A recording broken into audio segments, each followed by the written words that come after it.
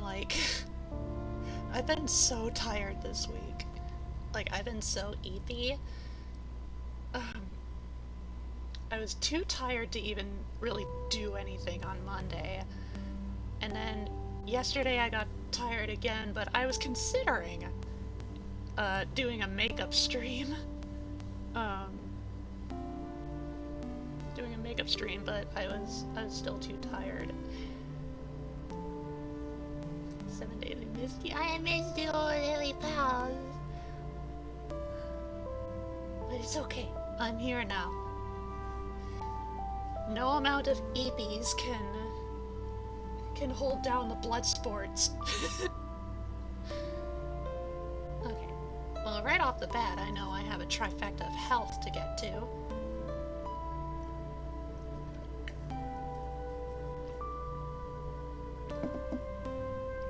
Return of Froge! At long last.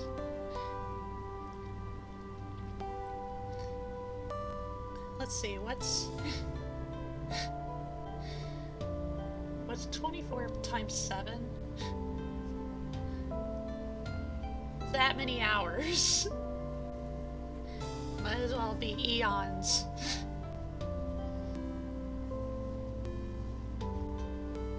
I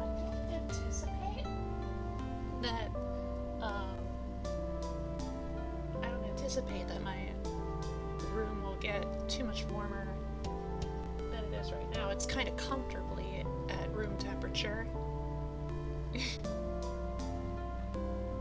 But just in case, I have my fan, my quiet little rainbow fan.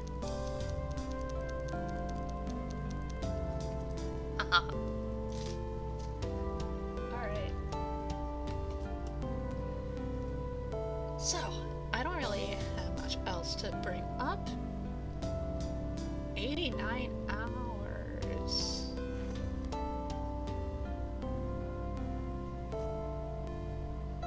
Wait, what? 24 times 7. 24 times 2 equals 48. Times 2 equals 96. Not minus 7. That would be 103? 103 hours? That doesn't sound right.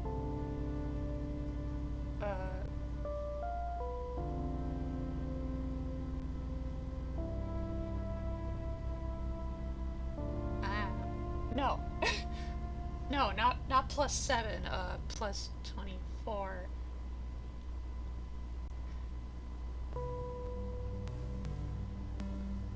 Six times 2. Math! Math! If Jay was here, they would get the answer, like, immediately. Anyway, I don't mean to dwell on nothing, I got nothing else. We have some GENSOKYO games to get to. Let me adjust. I want to adjust the,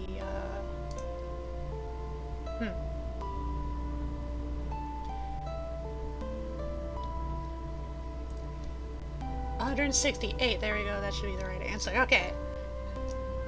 168 internet eons. Alright, the Lily Pals. Welcome to Season 2 of the GENSOKYO games, where I take all of the girls from the beloved Toho project and I thrust them into a survivalist battle royale simulator to see who comes out on top. Once again, I anticipate the bulk of the stream.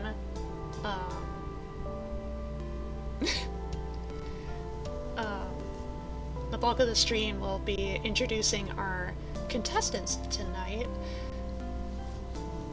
And I know I did a first session like a while ago, and if I remember right, it was Mistia Lorelei, the Night Sparrow, that won in the end. Kind of surprising, as she's one of the lower tier characters in regards to power. Is there a fan favorite newbie added in called player chat? No, I'm afraid not. That can be for a different. That can be for a different games.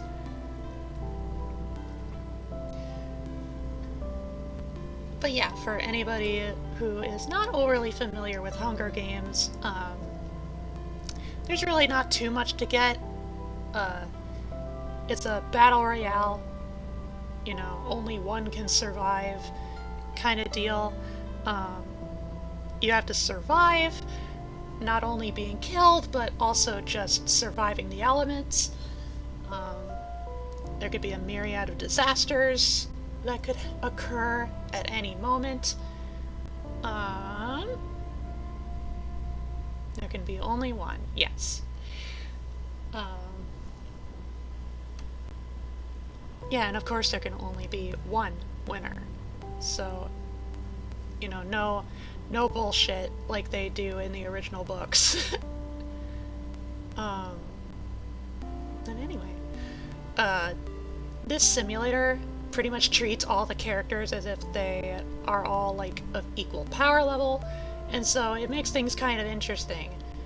Because in Toho, like by stark contrast, you have characters that are unbelievably powerful in like magics, supernatural abilities, and whatnot, and the majority of the characters aren't even human, so we got a whole bunch of like supernatural nonsense. So, you know, the fact that the simulator equalizes them all can make things interesting. But nevertheless, I will go over the character profiles. I'll try not to take as much time as I did in Season 1, but I imagine, like, yes, it'll still take up quite a bit of time because there are 12 districts, and, you know, districts as in, like, 12 groups, and I have it set up so that, you know, ordinarily there would be 2 people per district, but I have it set up all the way to 4 because Toho has so many girls. Hello, Stellar! And thank you, Torsten, for another trifecta of health. Which that reminds me, I forgot to complete the first trifecta.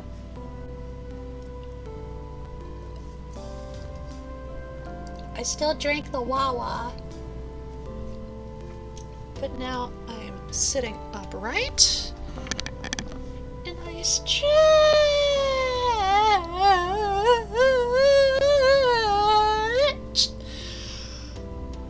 Ooh, ooh. Oh, that feels good.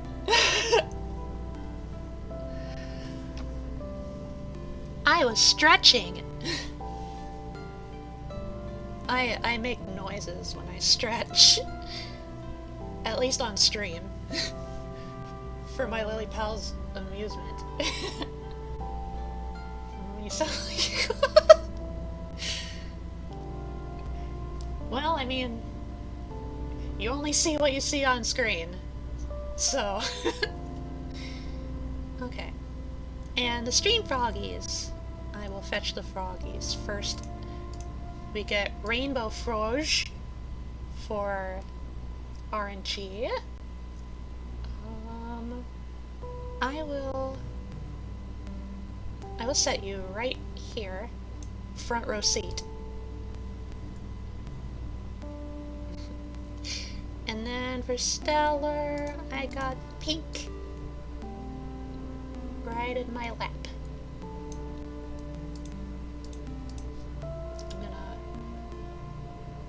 I'm gonna flip so that they can see, they can observe the gains.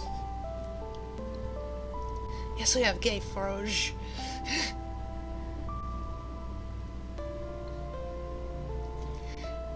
And I know, alongside Rainbow Froge...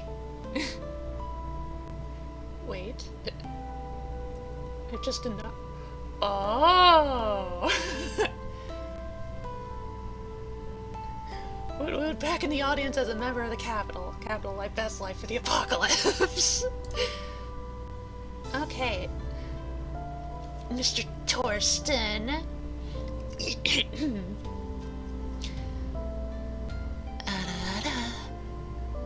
Kaigoto. Hi, Jay! My boy!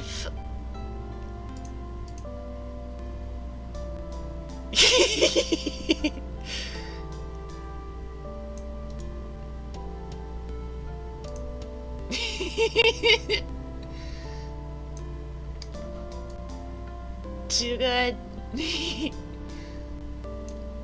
Okay. J Street Frog there.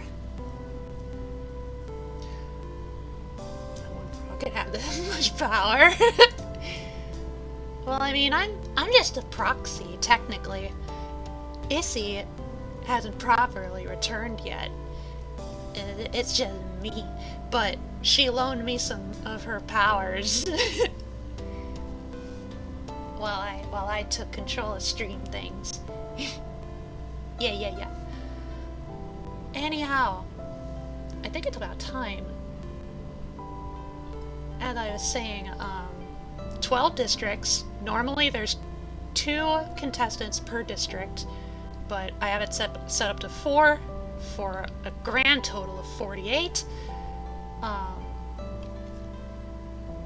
And 47 died last time, and 47 more are gonna die. So that one can survive and be our champion. And then I resolved that the champion of this season and the champion of last season are going to be grouped up together in a district of their own for whatever Hunger Games sim I feel like doing in the future. Ah no, ads! Stinky ads.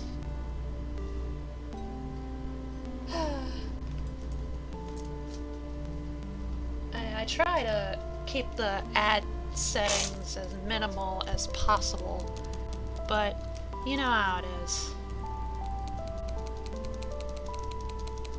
Welcome, Piplup! Hi! You're just in time for blood sports. Also, I will quickly say that tonight's beverage of choice is good old coffee.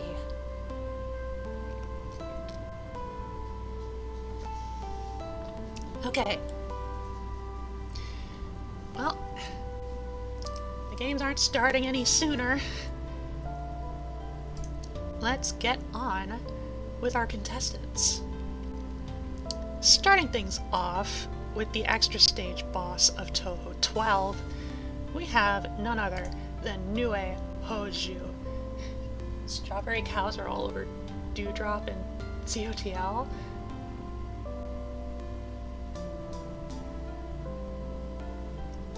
Oh, called it a lamb. I'm gonna call it Dewdrop, by the way. Nice! Anyway, Nue Hoju. Nue is, well, a Nue. Her main ability is to, it's rather unique, it's to change her own and other objects' form to be unidentifiable. Same thing I named my island in Animal Crossing. They're all alive! Nice! Okay. Yeah, so Nue has power to make her own and other things' true forms unknown. And so, like, for example, you took a stick and she uses seeds to, like, plant her abilities onto the thing. If you took a stick and it had one of her seeds on it, it would like turn into some kind of unknown object, and it would actually change, or its appearance would be different depending on who's observing it. So like no two people would see the same thing. So like one person could see like, oh, it's a it's a flying snake. And then another person might see it as like, maybe like a water bottle or something. If you eat the seed, would you turn into a random object? I don't know if you would turn into it, but like, I would imagine your form would be undefined for a prolonged expanse of time. But of course, like, Nue probably has the ability to, like, turn on or off her ability at will. No matter. You become missing no, pretty much. Would have been horrifying effects on humans. It's actually quite spooky. And she revels in it. She loves being scary. Anyway. So, as far as utility goes in the games, Nue has quite an interesting chance to either play the stealth game, or basically to be an agent of chaos. Oh, I will also mention that just because people belong to, like, one district, so, like, you see District 1, the whole lineup here, just because these characters are all in the same district, that doesn't mean they all necessarily have to work together. They could backstab each other at a moment's notice. Yeah. Okay. So Nue has the ability to make forms undefinable, and probably very spooky. So I imagine not many people would be able to quickly dispatch of her unless they knew her secret, which he's kind of insecure about, and we have to pity her a little bit. Fun fact, before a certain other character in this lineup, Nue actually used to be my favorite Toho character. She's very underrated. Also, one of the few Toho characters that doesn't have some kind of head accessory. Either a hat, ears, fancy hairdo, anything going on. It's just black hair. Very rare. Very rare girl. Anyway, up next in Nue is a lower tier yokai, in particular a Yamabiko, Kyoko Kasudani, not to be confused with her ears with any kind of doggo. Speaking of dogs, okay, I was playing with the dogs. Kyoko looks like doggo, but is not really doggo. She just has furry ears. But Kyoko, adorable little Kyoko, works as a Buddhist apprentice at the Myoran Temple, but like pretty much all of the Myoran Temple residents played last season, so we won't be seeing any more of them really this time. But basically what Kyoko has is, I don't know how much it would serve utility-wise, but anybody who knows what a Yamabiko is, it's basically a yokai that's responsible for mountain echoes. So anytime you yell at her, she's probably going to echo back. Completely contrary to Nue's potential stealthiness, Kyoko will probably be very easy to single out. Very easily giving away her position. Hopefully, she finds some worthy teammates to forge alliances with amidst the games. Because other than her echoes, there's not really much going on for her. She's kind of weak. Next up, we have Yoshika Miyako, our first undead in the lineup.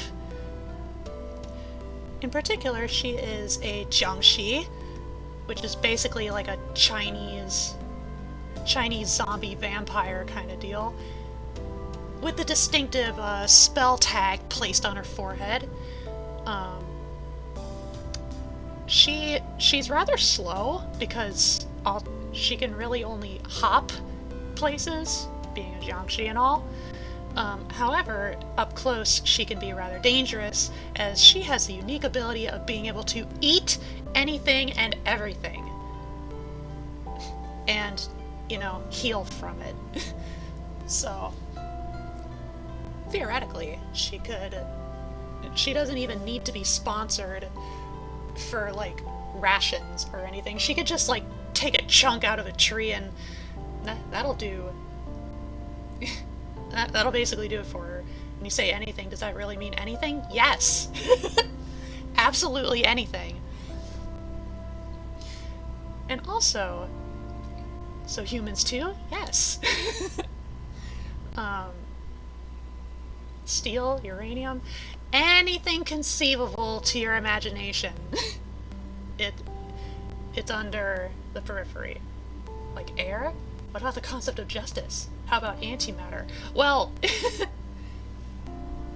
in her debut game, she literally eats ghosts to restore her health, so, like, I don't know if that qualifies as air, but it might as well be.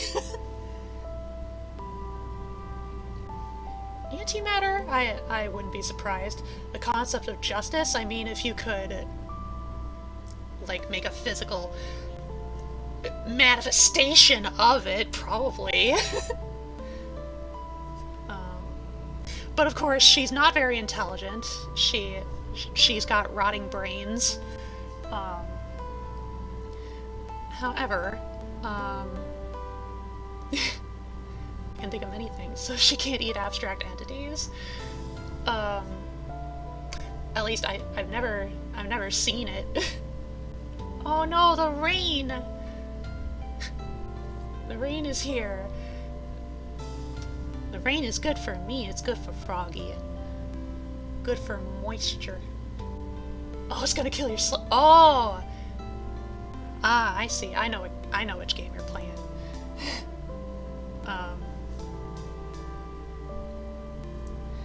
Come to my area today.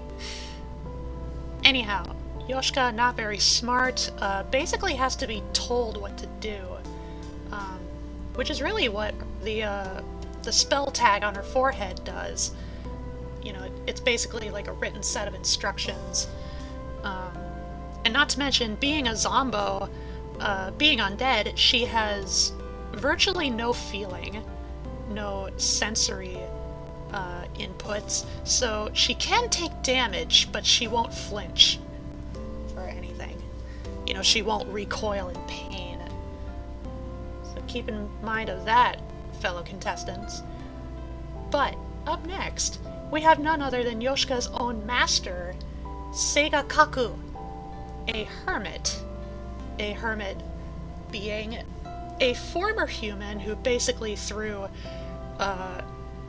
hermetic Taoist arts, is on the journey to achieving immortality, or a direct passageway to heaven. Just eat the punch, eat everything, eat radiation, eat light, eat time! I don't think she's smart enough to do that, though, to know what it looks like. Seiga, though, is interesting, because, hermetic practices usually involve, like, disposing, certain attachments to the physical world, as well as pursuing certain virtues, although Seiga defies the latter point, for she is a wicked hermit. And what makes her so wicked is, basically she's been known to, kind of directly spit in the face of people who loved her in order to first begin and pursue her journey as a hermit. Which, usually as a hermit is, like, really discouraged. Usually you want to, say goodbye to your loved ones. Leave them off on good terms. But, she's wicked in other ways, too. For example, I think, for one thing, she's very, very conniving and very manipulative. You ever played Rain World before, Issy? No, but I know about it. You're the first Toho fan I've ever come across. Oh, boy, howdy!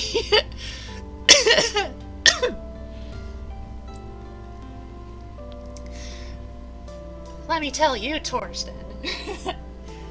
I am a huge Toho fangirl. It's like my most #1 favoritist series of anything ever, as I always say. I will adore it to the end of my days. So likewise, I'm also quite knowledgeable about characters and lore. But anyway, Sega.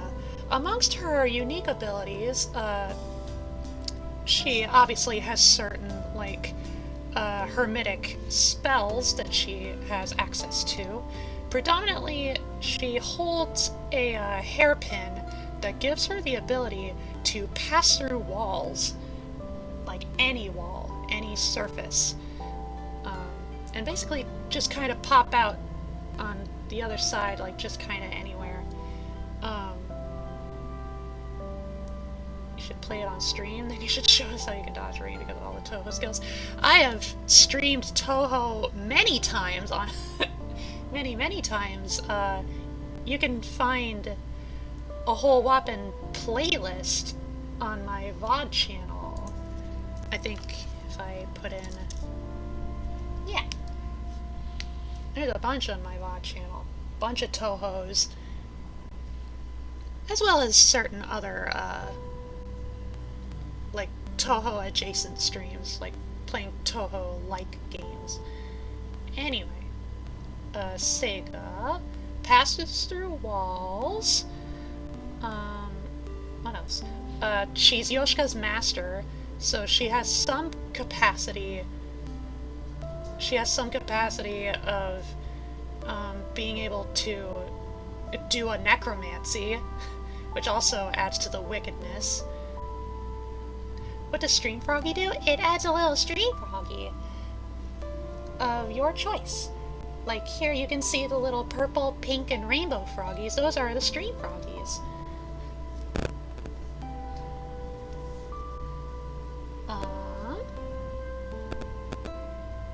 And they also come in a vast array of colors. Oh yeah, and another thing, one of Sega's spell cards, or one of her attacks, it doesn't look like it at first, you know, you wouldn't know it at first if you play the game, but one of the bullets that she's able to fire at you is composed entirely they're composed of fetuses. So again, kind of leaning into dark necromantic arts. Very wicked. Yeah, she throws fetuses at you. They don't look like fetuses in the game, they just look like electric balls, but according to the lore of the spell card, that's what they are.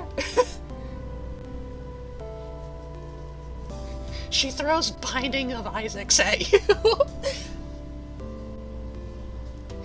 Anyway, that's Sega. Stay out of her way. What Froggy do you get? Let's see. Of the colors available, we have red, blue, green, yellow, or gummy. Gummy, along with rainbow, is one of the newer ones. You want gummy? Okay, you get gummy. Here's gummy. It's rainbow all at once.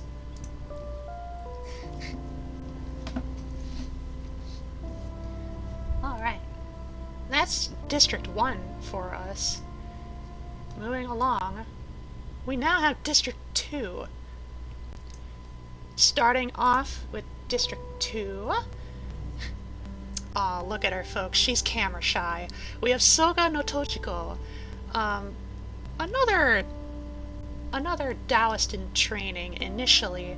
Her family and upcoming Fudo's family, the Soga clan and the Mononobe clan, they kind of feuded with each other in ancient Japan. Once I find one, I'm naming a follower Gummy. Do it! But yeah, Tochiko and Fudo were able to kind of come together in unity under a greater purpose. And that purpose was committing to Taoism to seek out immortality. Wait, what game is this? All of these characters come from Toho Project, of which there are many games. In fact, next month, the 19th game in the series will be coming out, and that's not including all the sideline games, the side games like the fighters, or like the derivative bullet hell games. So right now, starting off with the previous district, we are on Toho 13 right now. I know it's Toho, but specifically, why are they in districts? Oh, it's a Hunger Games thing.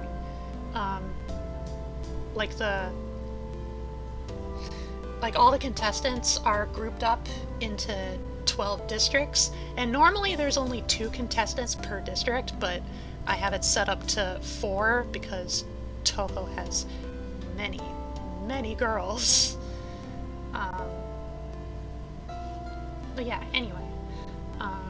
Back to Tochiko. Tochiko committed to Taoist hermit arts, seeking out immortality. However, due to kind of last-second petty sabotage, instead of resurrecting as a hermit, as Tochiko intended, she instead became a ghost. And so now she's just a ghost, which is kind of a manner of immortality. Probably have at least 100. Oh, they certainly have over 100.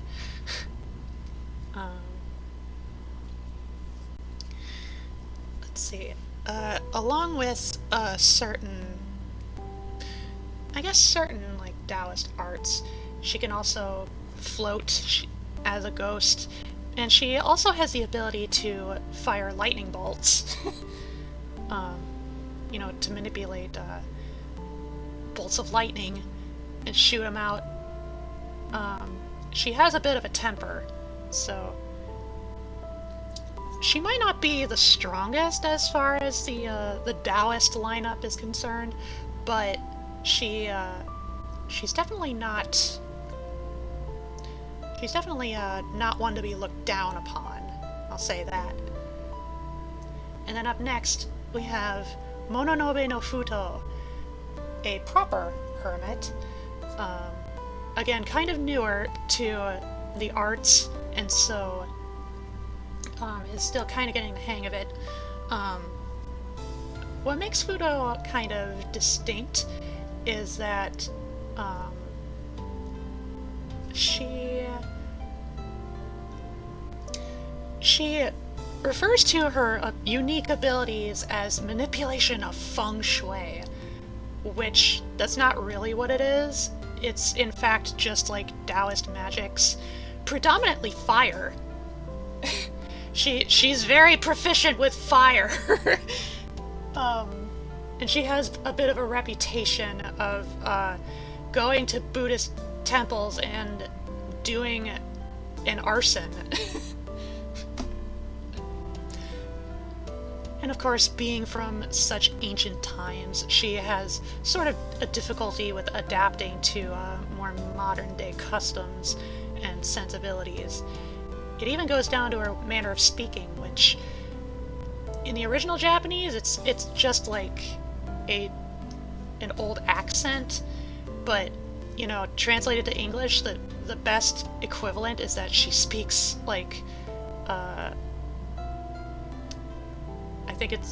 think it's called like early Middle English, basically Shakespearean English. she old. Otherwise, she can steer a boat and throw plates and do a little bit of archery. She's quite a proficient combatant, so to speak.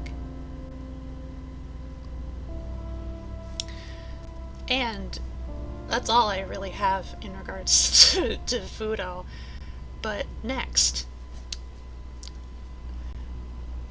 ladies, gentlemen, lily pals of all stars, stripes, and spots, I present to you the best, my number one personal girl in the entire series. Give a big hand for the one, the only, the magnificent Toyosato Mimi no Miko. Best girl! And what makes her best girl is, one, obviously, she is another Taoist hermit, but she's quite remarkable because, in fact, she is directly stated to be, here's one hand. You can clap with one hand.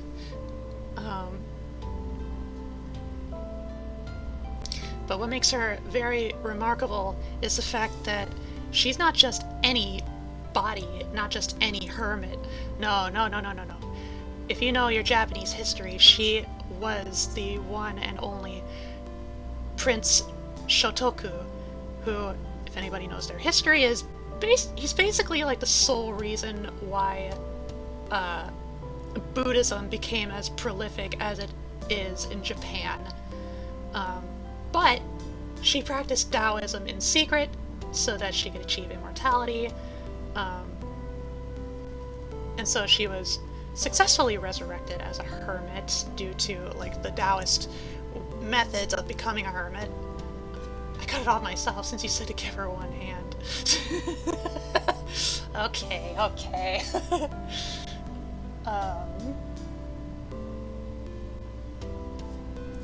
And you know, you might have noticed I distinctly said she was a Prince Shotoku, and I did not lie. For you see, a big chunk of why she's number one is that Miko is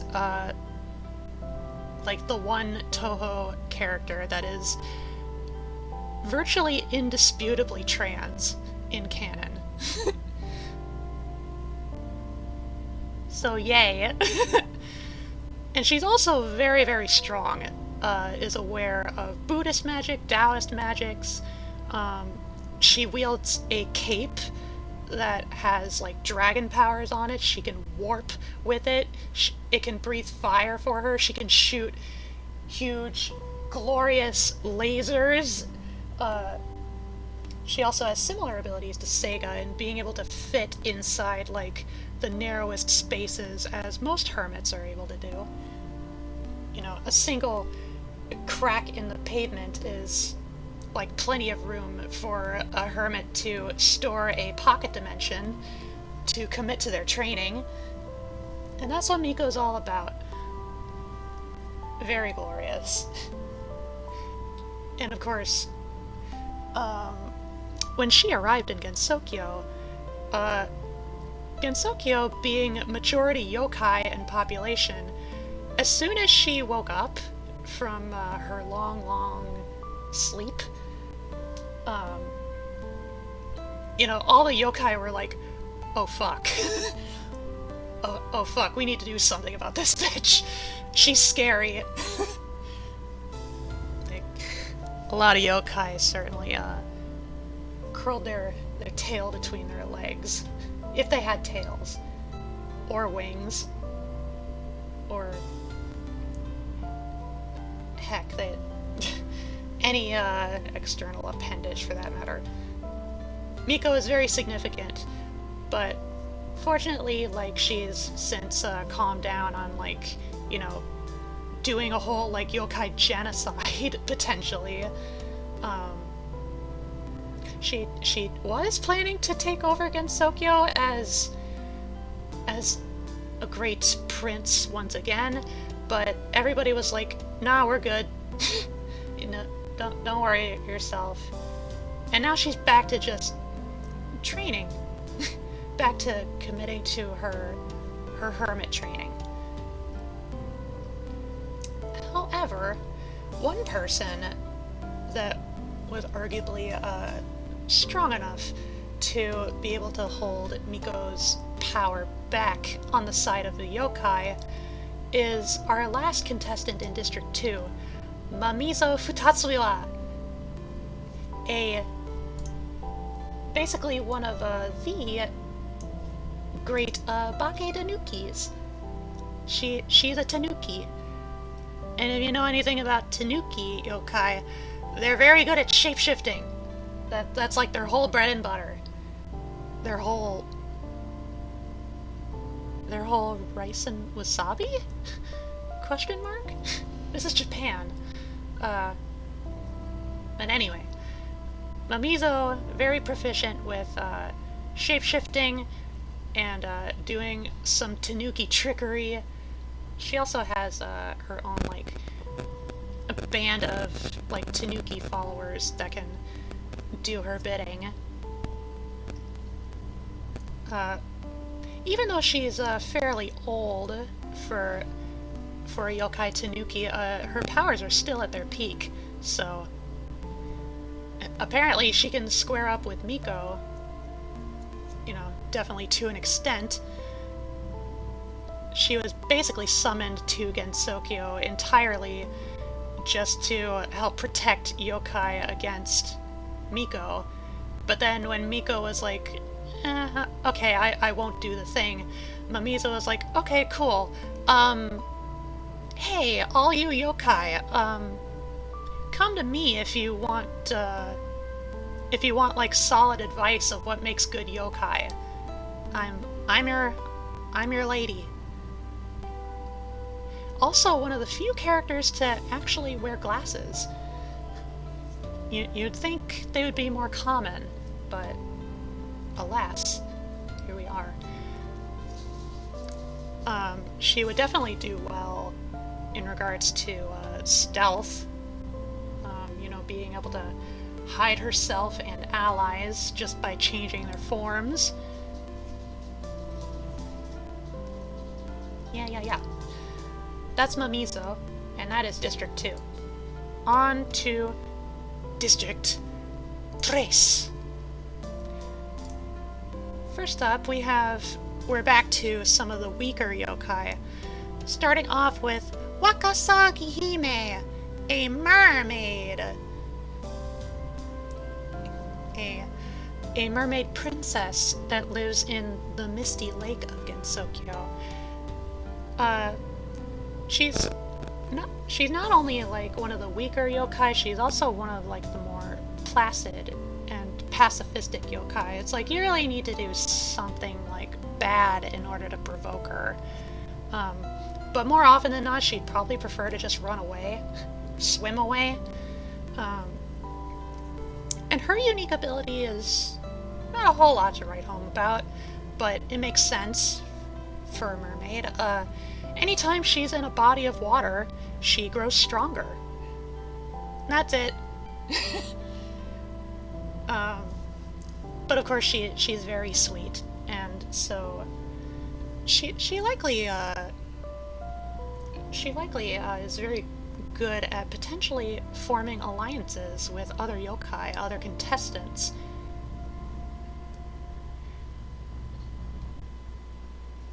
And one other note, she's also a member of a grassroots yokai network, basically just a collective of yokai that are relatively weak on their own, but together they grow strong. Together strong.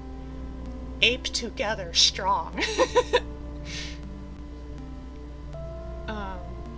And next up we have one of its other members, and a little more of a discreet yokai. We have Sekibanki, who is a Rokurokubi. Basically, you know that one yokai that's basically like a human woman, except she has a really, really, really, really, really, really long neck? That's Sekibanki. But of course, like, those yokai look entirely human during the daytime, and it's only during the night when they do the neck stretchies. You could even say they do a little bit of rubbernecking. Nyuk, nyuk, nyuk. Sekibanki, though, in particular, is a little bit distinctive in the fact that she doesn't really have a neck. Instead, it's just like a really thin thread. By all accounts, she appears to be headless. Or, like, she can detach her head and make it fly around in any which way she wants. She can also spawn multiples of her head for various purposes, most likely very useful in regards to reconnaissance, so that could be a valuable asset in the games. Waffles! I love waffles. Anyway, that's Sekibanki. She is also one of those yokai that definitely gets a kick out of spooking others. Like, getting a good fright in. Mostly humans, but, you know, if she spooks a yokai, like, that's something.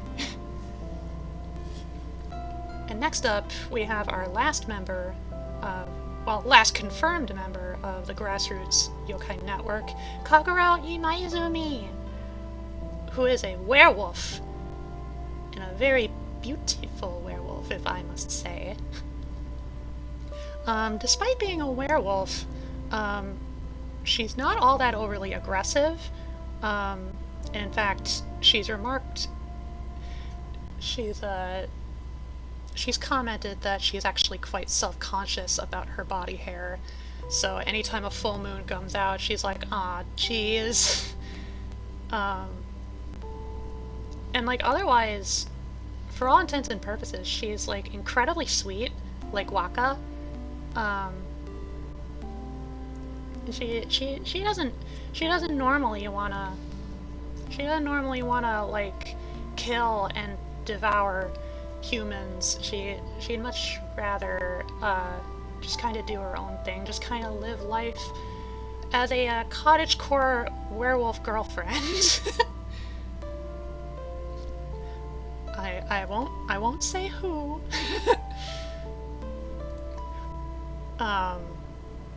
Yeah, that's Kaguro. Werewolf powers, she can shapeshift at will, I believe.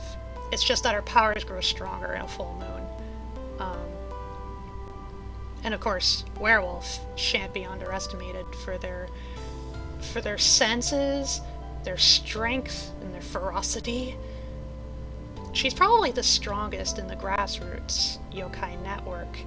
But compared to many other yokai, she's still not terribly remarkable. Dangerous to humans, sure, but you know, definitely not the scariest or the most dangerous. And then lastly, in District 3, we have the first of the Tsukumo sisters, Ben. She is a Tsukumogami She and her sister are Tsukumogami of abandoned stringed instruments, and I forget which is which. But it's a biwa and a koto. I forget which one is which. But, you know, it should be it should be noted, Tsukumogami are a type, or category even, of yokai of essentially lost, old, or especially abandoned objects that basically take on a life of their own. And they do a little bit of a spooking most of the time. But Ben, and her sister, being instrument yokai, they're content to just kind of play music wherever they go. It should be noted that Ben is more reserved, while her sister is a little more energetic, more rambunctious. Otherwise, there's not a whole lot to remark about them. I will admit I don't even actually remember their unique abilities. I can quickly look it up though. I have two windows up. Okay.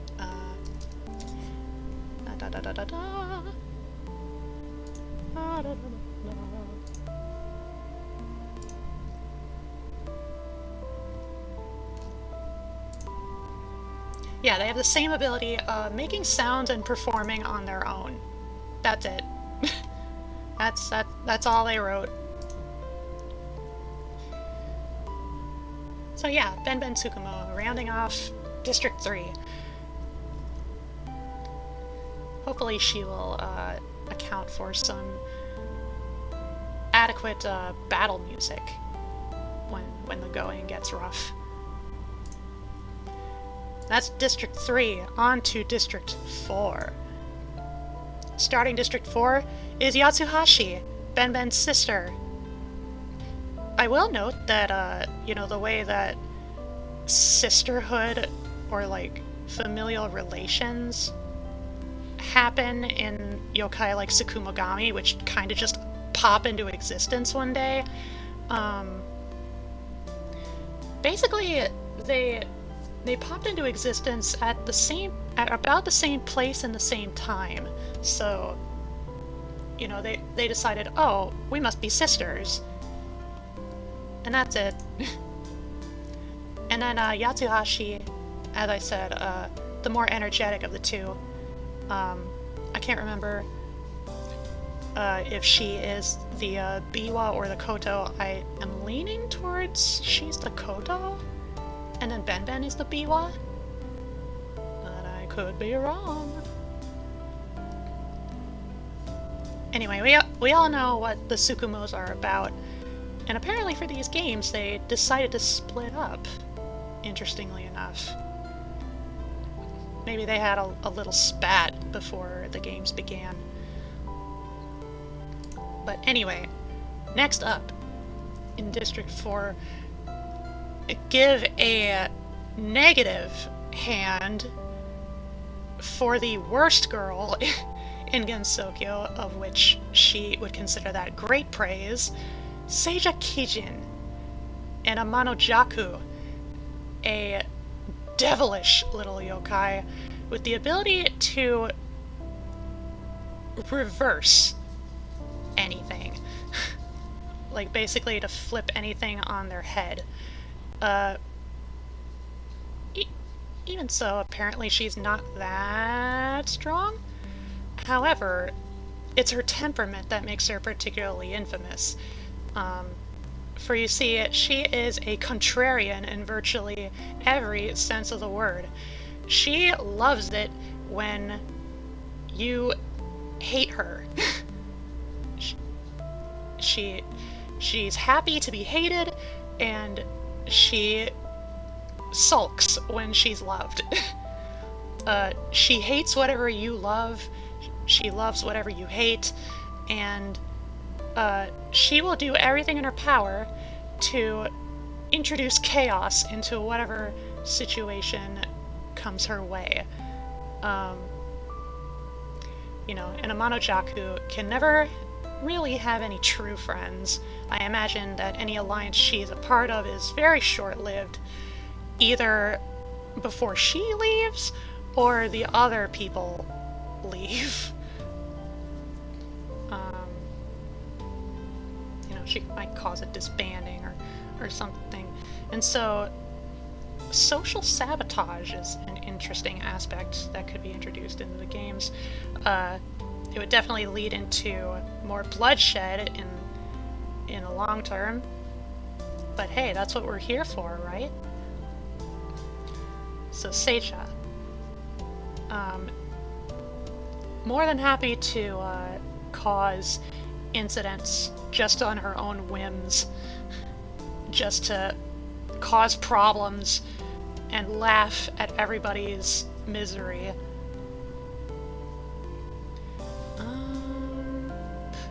I will say she is one of the few people in Gensokyo that is actively considered a criminal.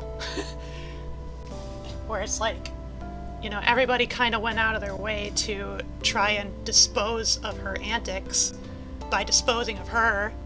It didn't really work because the system they had in place was incredibly exploitable by her.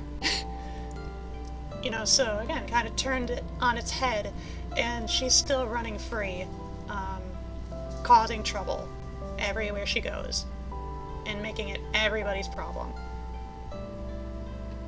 And next up we have one of her closest comrades, question mark? Although initially she was merely kind of the powerhouse to Sage's brains. We have Shinmyomaru Sukuna, a Kobito, which is basically an inchling. She is... in reality, she's about, like, I want to say, maybe like 3 inches tall? So yeah, inchling. She is a descendant of the one and only Isun Boshi, the inchling hero of ancient Japan. And as an inchling, she possesses control over the powers of the Miracle Mallet, which can grant virtually any wish that an inchling would desire. Although Shinmyomaru is pretty simple, pretty naive, gullible, and all she really wants is just to grow bigger. She doesn't want to be so small. That said, though, despite being so small, well, actually, because she's so small, the stealth game would probably come very easy to her. She would be very difficult to pick out amongst all the foliage, all the terrain. And then, you know, you're looking for her, or, you know, you just come across her and you don't even notice, and suddenly there's a needle in your foot. She wields a needle as her weapon of choice. And she also rides around on a ramen bowl.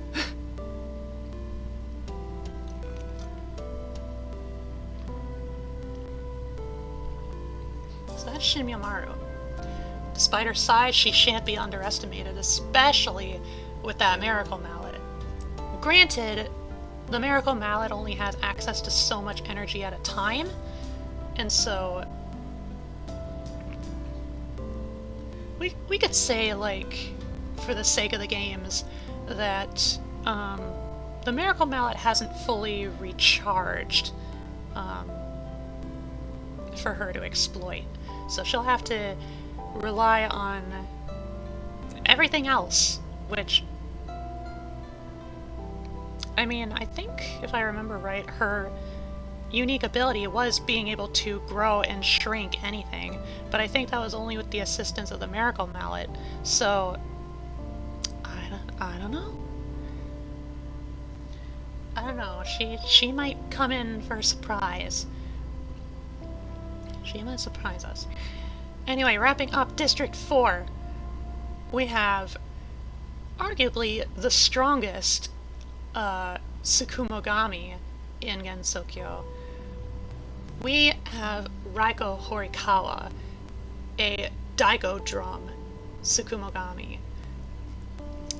And not only is she a Daigo drum, but the way that Tsukumogami in Gensokyo work is that, either they have to, like, stay abandoned for 100 years before just achieving sapience on their own,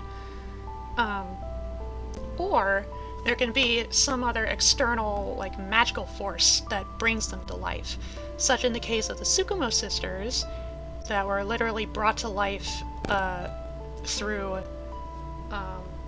the magic of the Miracle Mallet as an unintended side effect of Shin Miyomaru's wishes.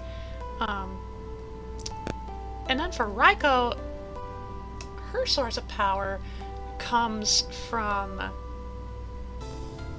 essentially like the rumbling kind of hidden well of potential and like just such strong emotions and gestures and beliefs of several different people, primarily the disenfranchised. And so she basically takes the spirit in their, like, if we use like punk bands just as an example, the fact that they shout and they make their emotions so raw, like, that's the energy she thrives on, and it makes her surprisingly powerful.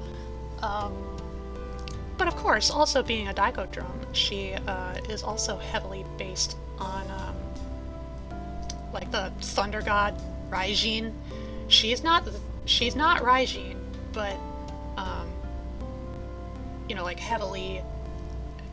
heavily reminiscent of his abilities, primarily like with the rumbling of her drums, she can summon lightning and all that fancy stuff. Very, very powerful, and as a lesbian, I must say,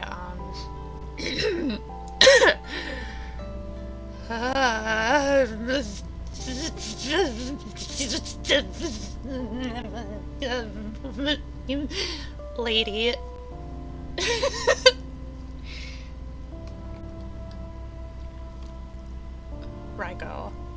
Raiko can steamroll me with that huge drum any day of the week.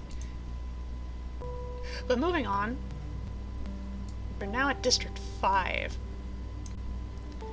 With District 5, we are heading off into somewhat different territory, moving on somewhat from Gensokyo, and we turn our gaze upwards towards the moon. Once again, we had some Lunarians in the first season, but here we're coming across some other lunar residents, former or otherwise. First up, we have Seiran, a moon rabbit with the distinct ability of being able to basically transport bullets in any direction. So, let's see, how do I explain this? Basically, the way her ability works is sort of, it's almost like a manipulation of space, somewhat.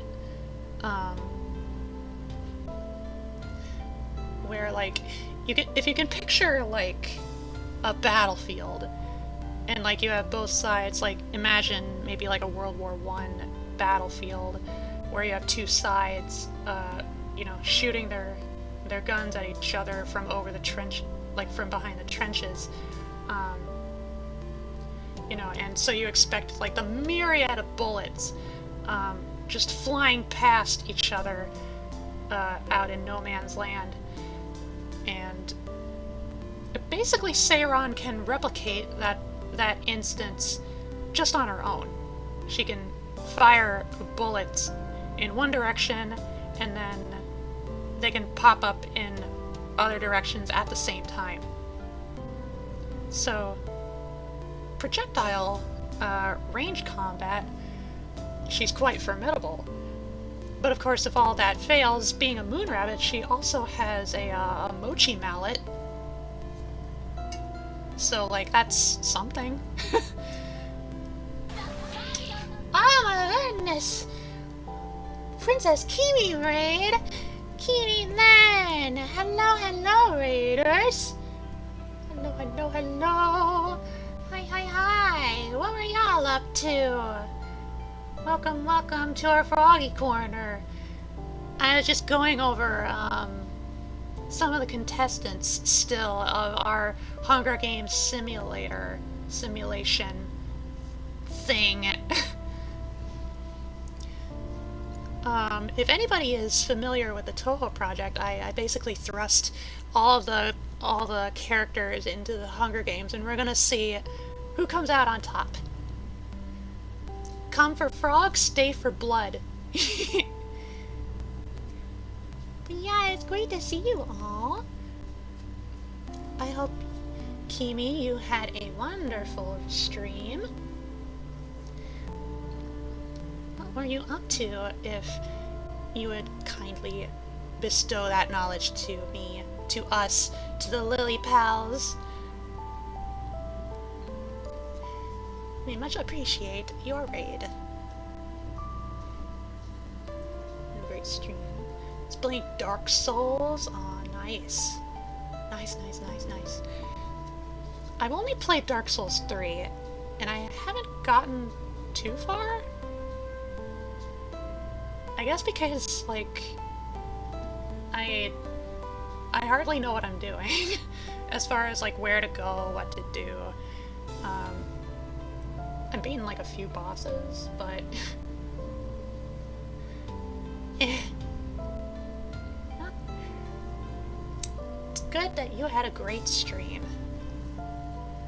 So sit back and relax, everybody, as I continue over the contestants and their profiles as brief as I can make them. I don't want to hold up too much time before we get to the games themselves.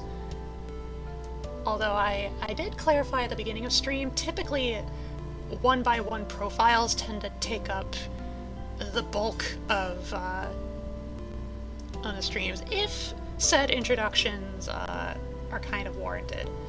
And I feel they are, because not all of my Lily Pals are familiar with Toho Project. But I am very familiar, for it is my favoriteest series of anything ever. So yeah. Hope you enjoy my info dumping. Alright, so Seiron, Moonrabbit, teleports bullets in every direction conceivable, and if all else fails, Mochi Mallet. Ringo is pretty unique. She is also a Moonrabbit. Her special ability is to grow stronger every time she eats dango. I can't imagine dango will be very plentiful in the games, but you know, maybe she can figure out a way to extend those abilities into whatever rations she can come across. Yeah, otherwise there's not a whole lot else going on for her. I will say, between Seiron and Ringo, when they team up together, Seiron typically is kind of more the brawn, you know, kind of the fighter of the two, and then Ringo is more the brains, more the communications side. And I do say that they're moon rabbits, but I guess at this rate they're going to be former moon rabbits, because the whole thing with, like, the Lunarians being quote-unquote pure from all the dirty, icky stuff that makes Earth. Yucky things like life and death. You know, the folks on the moon, they don't like that stuff. And so, like, if they spend too much time on Earth, they become impure. And so, like, Seiron and Ringo, they start as moon rabbits, but now that they're basically stuck in GENSOKYO, they'll be Earth rabbits in enough time. But next up, we have the moon rabbits. After that, we have Doremi Sweet, a Baku that resides in the dream realm, watches over and governs the dreams of all peoples. You know, and anytime she comes across any nightmares, she manifests the people's dreams as big, huge, gummy-looking things, like kind of pink globs of like candy-looking stuff, and she partakes. She devours, because that's what a Baku does. They're dream eaters. And yeah, that's basically like her unique ability. She can eat your dreams, but of course also being like head figure in charge of the dream realm and everybody's dreams. Like she's kind of more of like a casual observer most of the time, and so the only semblance of danger you could really pick up from her, as far as the games are concerned, is just in the nighttime when you have to go to sleep. Nobody really knows if Doremi herself ever goes to sleep. So watch your back if you go to sleep at night, contestants. And then wrapping up District 5, we have quite a peculiar and unique figure. We have another Lunarian named Sagume Kishin. She is regarded as, I believe, one of the Lunarian sages. One of the higher-ups, definitely. One of the superiors in Lunarian society. Although she, as far as her species is concerned, there's a whole lot of like confusing, convoluted stuff. Like, she's a Lunarian, but she's also kind of an Amano-jaku, but also kind of a goddess. It's very confusing. But all that matters is her main ability, which is kind of like Sage's ability, but the other way around? Kinda? In a weird way, but also like kind of buffed up to like 1,000-fold, 1,000,000-fold even, arguably.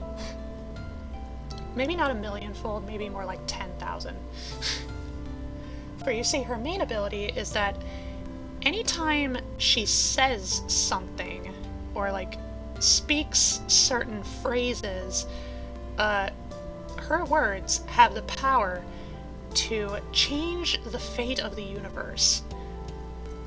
But in the way, like, it's not so much that anything she says happens or ends up happening, it's that anything she says, the opposite happens, because the universe kind of looks at her and kind of goes, you know what? Nah. We're gonna do the total opposite of what you tell everybody. So, like, if she makes a prediction of future events, it's basically guaranteed that the prediction her own prediction will be false, based on how she predicts it, how she phrases it, because the universe kind of doesn't really like her very much. It also means she's incredibly careful with her word choice, very much a woman of few words, but out of necessity.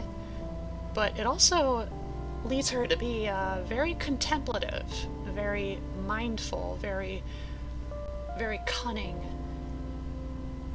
Just speak in binary, you'll be fine. Or in pictograms. Pictographs? Pictographs? Pictograms? Pictures.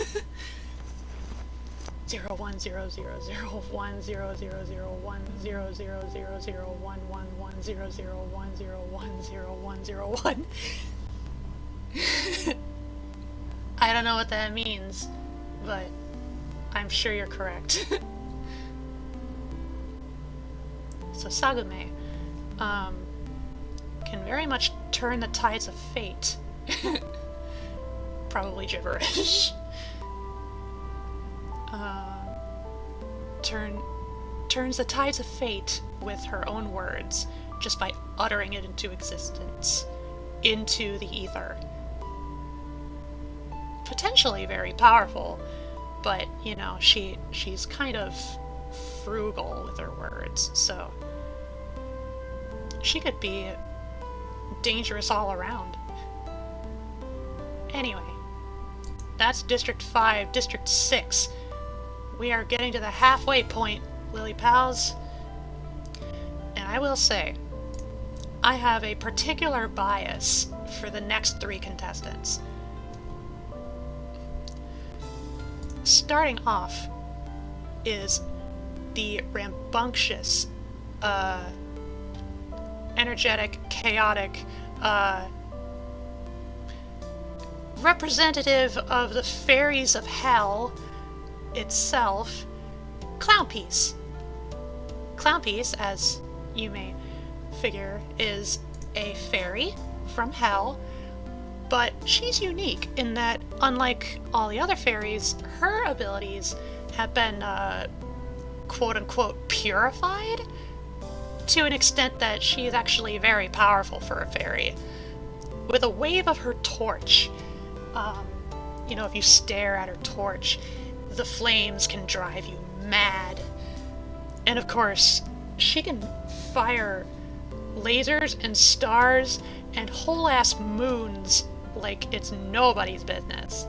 She is extremely dangerous.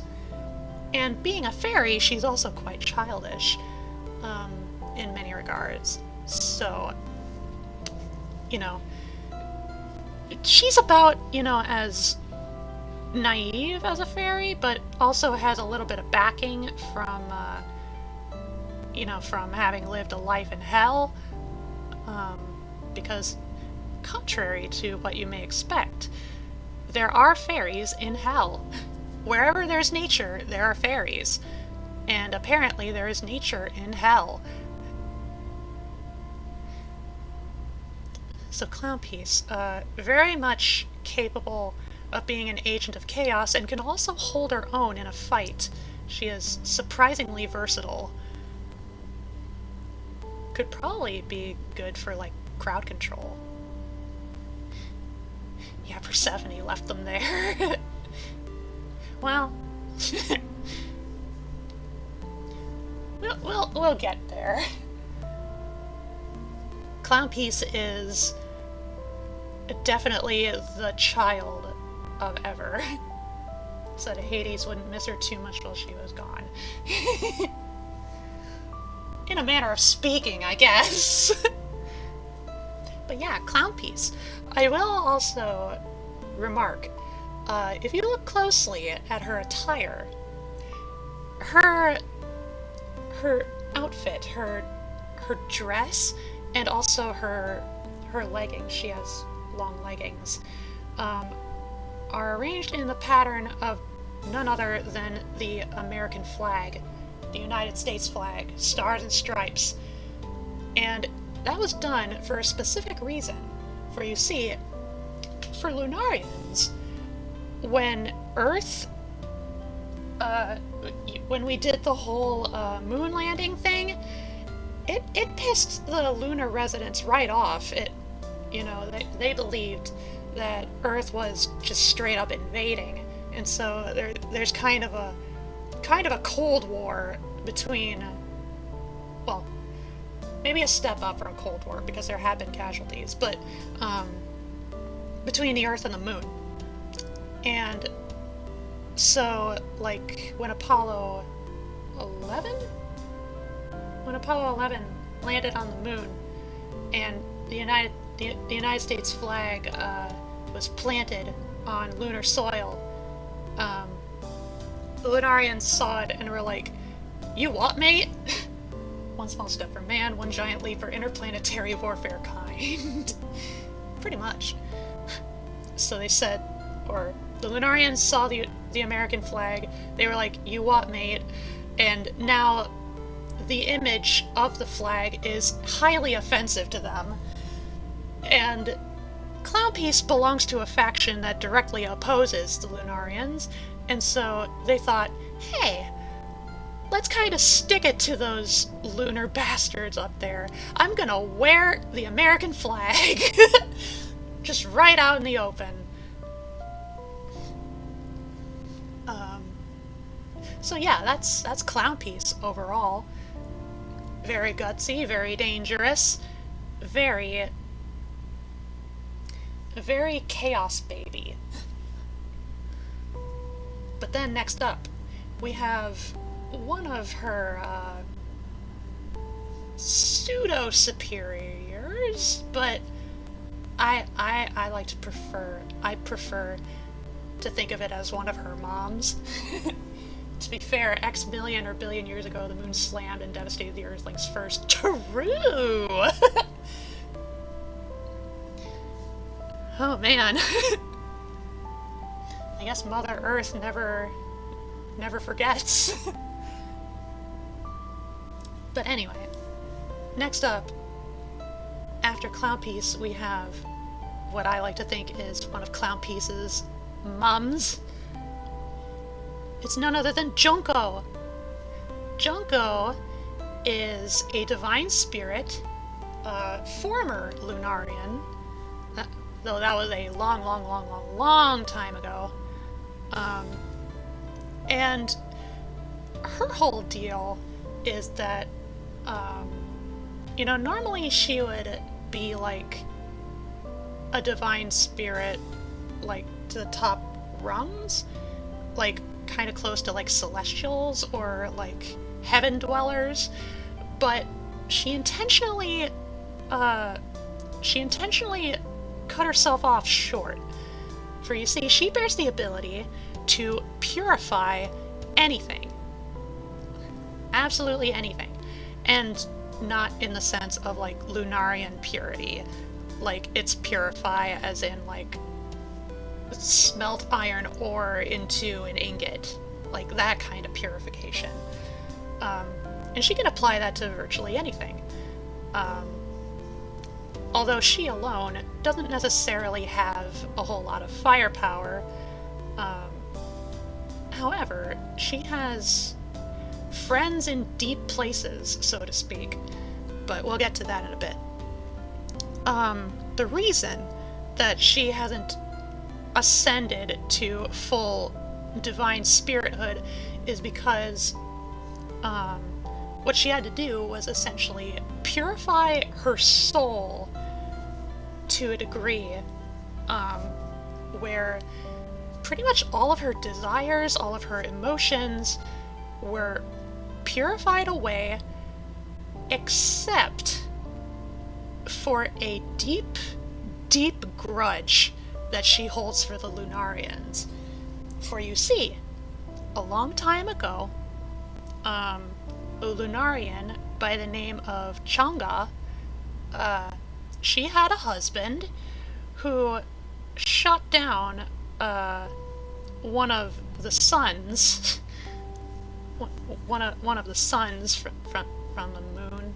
They were Lunarians. It's kind of that whole deal. Shot down sons until there was only one son left,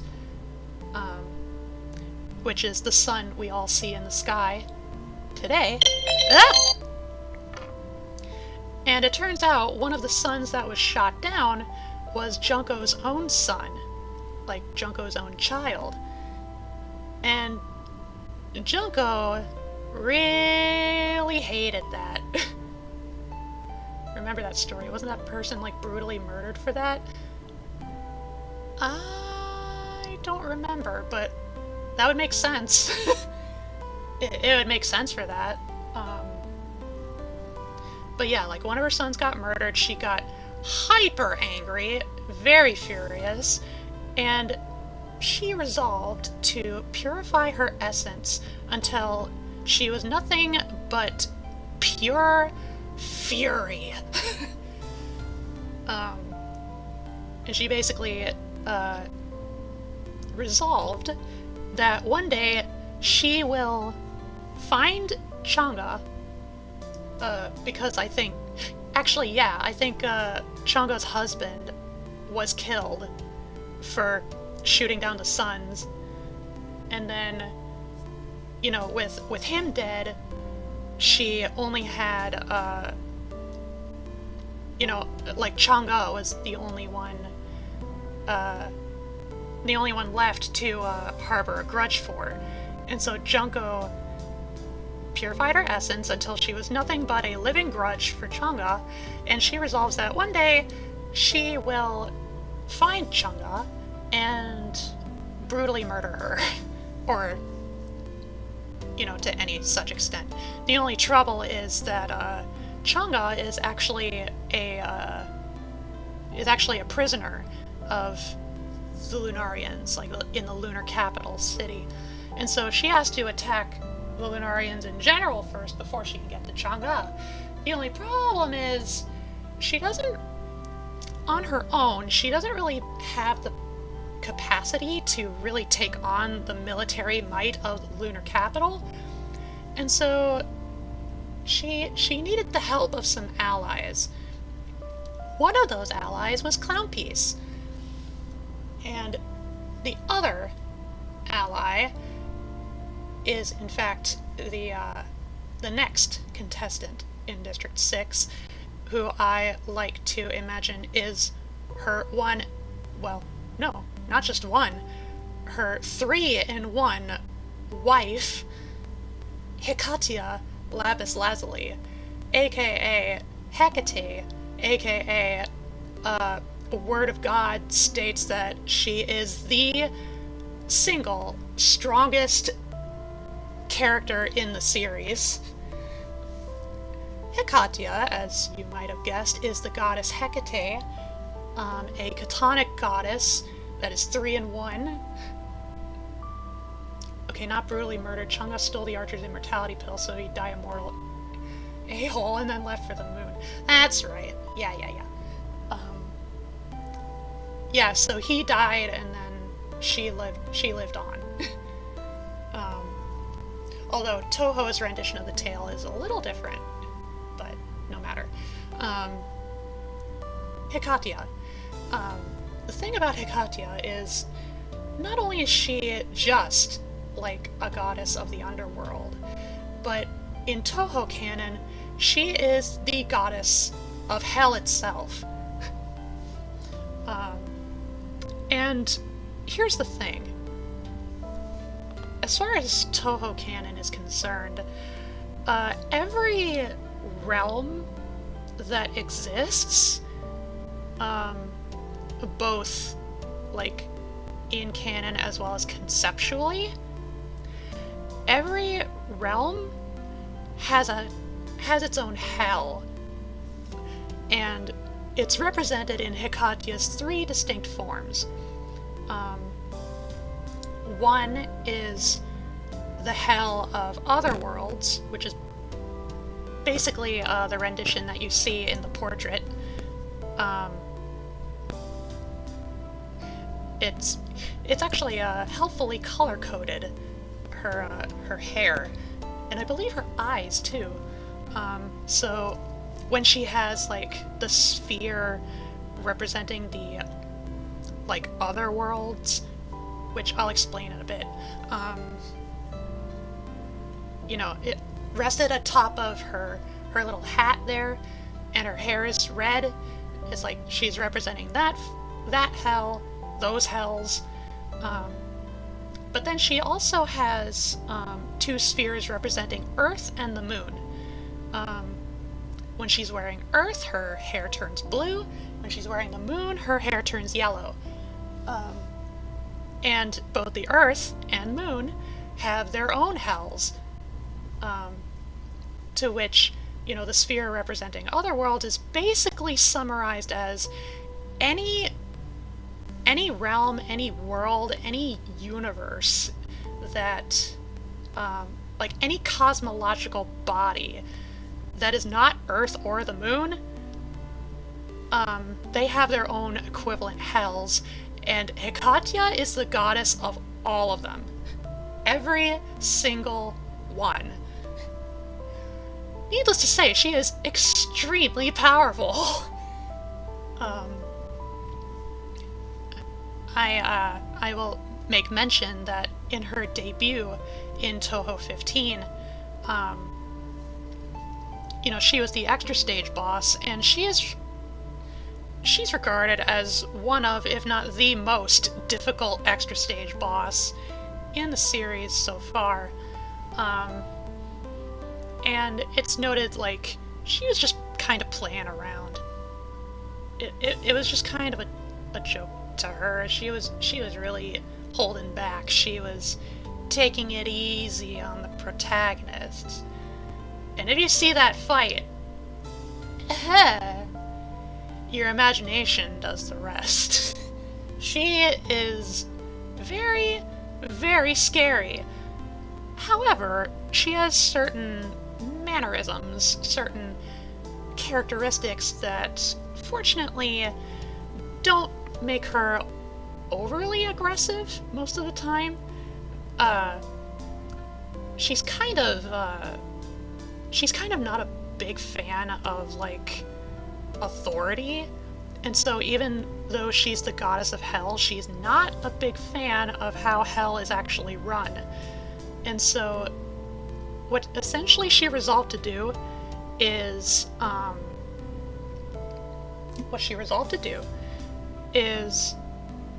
basically leave hell to its own devices and create a massive power vacuum just so she could, like, get away from it all, and basically, like, just kind of for shits and giggles.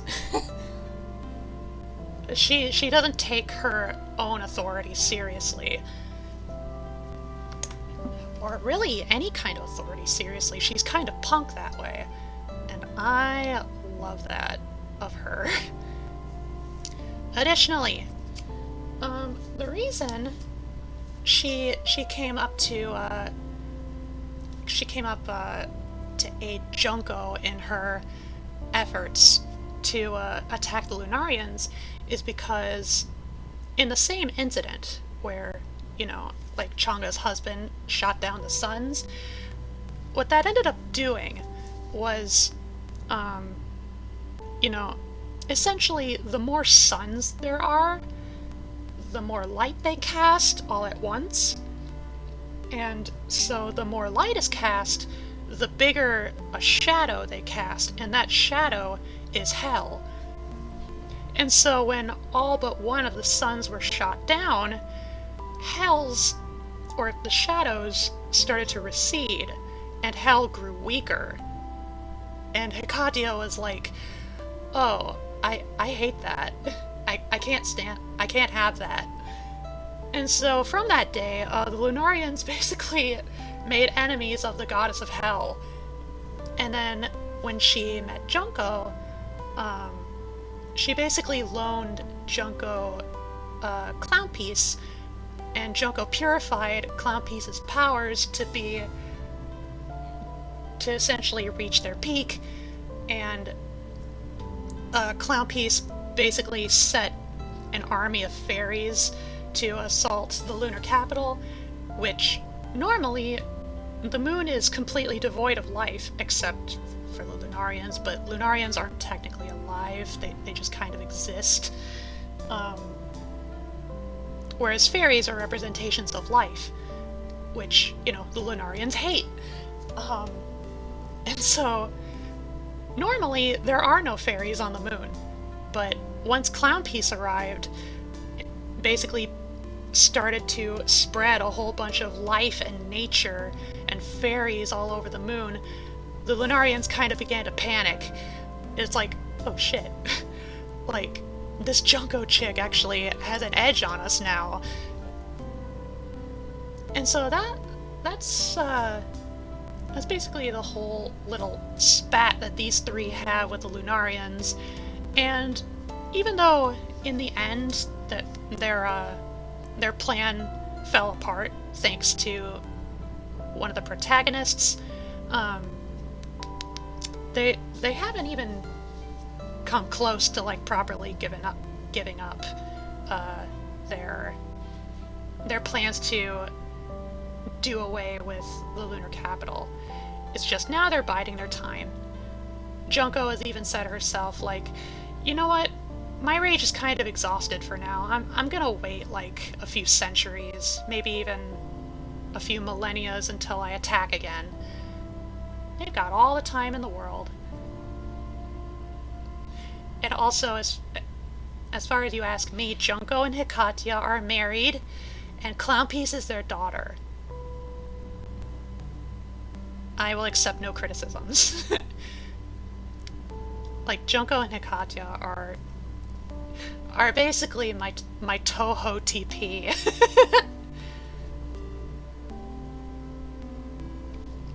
So that's kind of the long and short of why I'm rooting for any one of these three to win the games. I am very biased. But also I'm biased for Miko, because she's my number one. So any of those four, out of anyone else, I would very much like to see win. Anyway, to finally wrap up District 6, we have another fairy, Eternity Larva, a butterfly fairy, with the ability to scatter scales from her wings. As a fairy, she's not all that strong, but does represent a crucial aspect of nature, as many fairies do, since her whole thing is like being a butterfly, and literally larva is in her name. You know, she represents like the whole cycle of like metamorphosis in nature, and you know, essentially like the constant change that occurs in nature, whether it be the seasons, the cycle of life and death, all that neat stuff. Otherwise, she's a fairy, and she's honestly not that powerful. I mean, maybe, just maybe, she could like camouflage herself amidst the foliage to get an edge in the games. But that's all I can speculate on.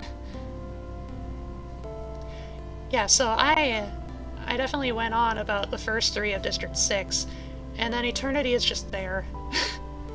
She's moral support, if nothing else. So that's District 6. District 7. Starting with Nemuno Sakata. Now, Nemuno doesn't actually rank the highest as far as my favorite characters.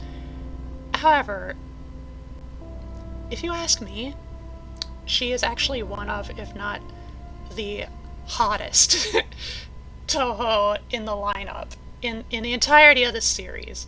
There are many hot women in this series. I believe Nemuno is the hottest.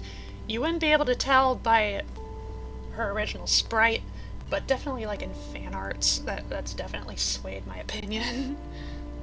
my tastes.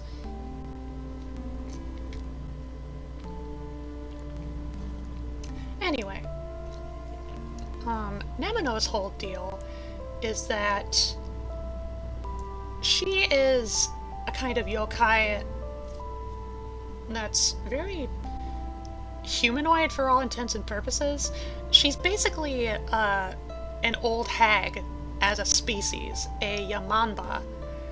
Like, as a species, she is a yokai grandma. She's also notoriously solitary.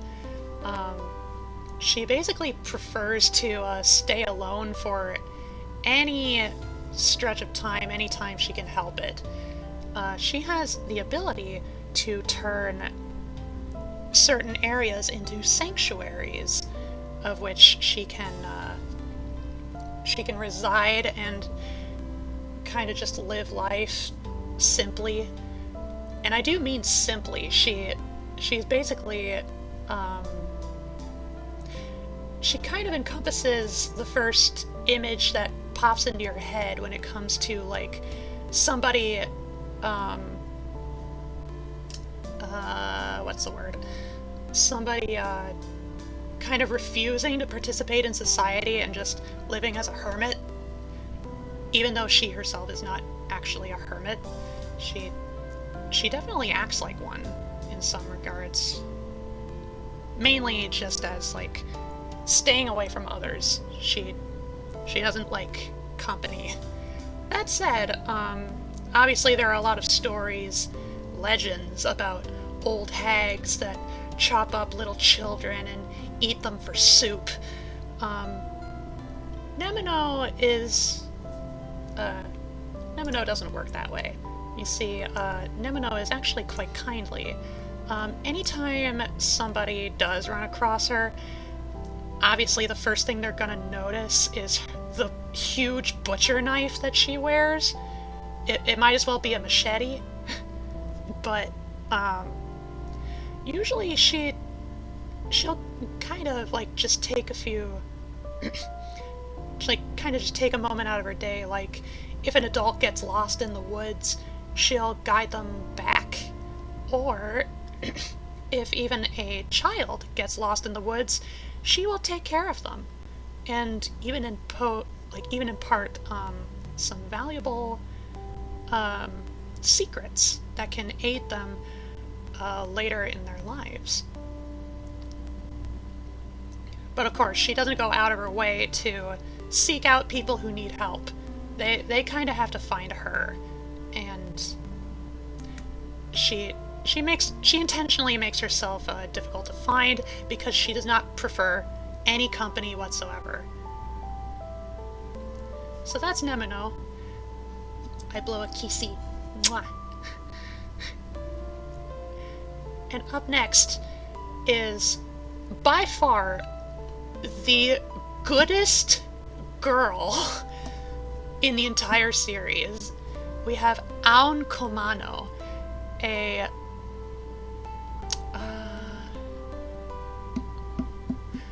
what's her species called?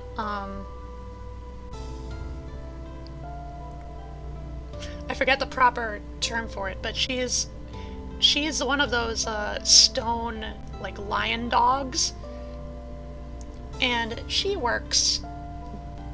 essentially serves as a protector of shrines and temples, particularly of Shinto and Buddhist persuasions. And of course, being a lion dog, she's powerful enough to probably hold her own decently well, you know, with the lion part. And then with the dog half, she is very, very friendly and very... oh, she's so good. She will do her duties as temple protectors, temple helpers, and she asks for no thanks in return. She does it just because she wants to. She is so pure. So cinnamon roll. Too pure for this world. She is so good that it's literally off-putting to anyone in Gensokyo that she comes across, or that comes across her. It's like the protagonists first meet Aon, and you know, she's so friendly, so nice, so kind, and they're like, oh, okay, that's kind of unexpected, wow, I don't know how to react. She is the goodest girl, and so alliances in the games, forging alliances with Aon will be probably the easiest thing ever to do. She is eager to help absolutely anyone and everyone, and to protect anyone who needs aid. However, there are many in the lineup that are quite a bit stronger than her, by quite a margin. That said, Komainu, that's what she is. That's what type of yokai she is. She's a Komainu. Um, she also has the ability to, like, split herself in two to basically fight in two different bodies. So she could, like, effectively single someone out, and kind of pincer them in, sandwich them, and take care of them swiftly, if need be. Watch her get the most kills out of the game. Next up, you know, after the goodest girl, the goodest doggo, we have a girl that's also kind of similar in the way to Nemuno, in that, you know, she's very introverted. Not to the same extent as Nemuno, like, she doesn't go out of her way to try and seek solitude, but she's introverted. She does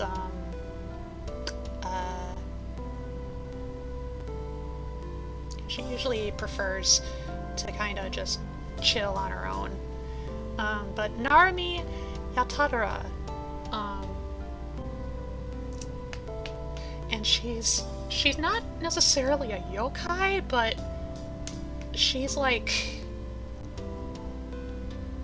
how do I describe it? She's like one of those roadside,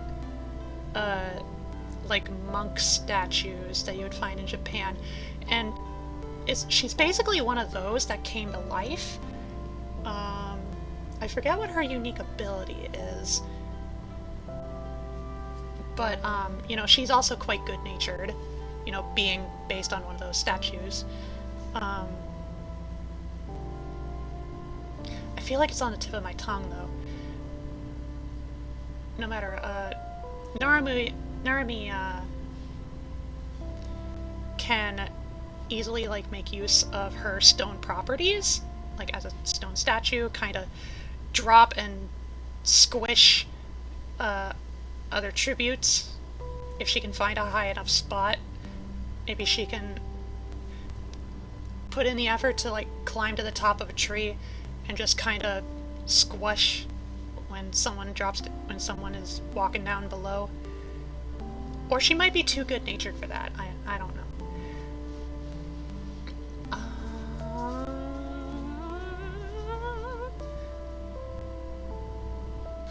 Yeah, Narumi. She's cute. She's cute. She's quite fresh. Also a neighbor to Marissa, so definitely familiar with certain, like, magics. So that's that. Next up, we have Mai Teireda. Mai is technically human, but is definitely in a position where she is losing her humanity alongside her partner.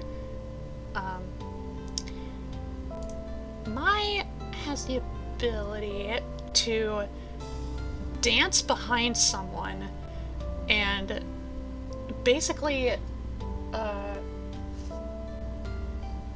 cause, like, a deluge of, I believe it's, like, mental spirit energy to, like, pour out of someone's back, and to make them, like, to make their wits the sharpest they ever could be, you know.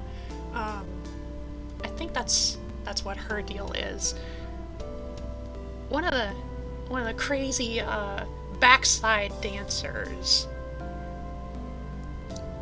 That's about the most I could really remark about her, and it's very similar for her partner in District 8, now that we're done with District 7. We also have Satono Nishida, District 8. She basically has the same ability, except instead of boosting mental prowess, she boosts like physical, bodily potential by dancing behind you. And between the two, if you ask me, Satono is by far the cuter one. And here's the joke for any non-Toho fans. So you see, when you play the Toho games, you usually try to strive to get either bombs or lives. Mai represents the potential of bombs, Satono represents the potential of lives. They are literally like incarnations of those game mechanics.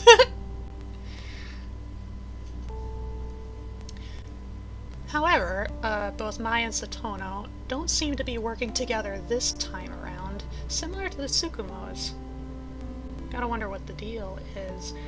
However, their abilities are actually not truly their own, they are merely proxies of the influence of our next contestant, Okina Matara, a secret goddess.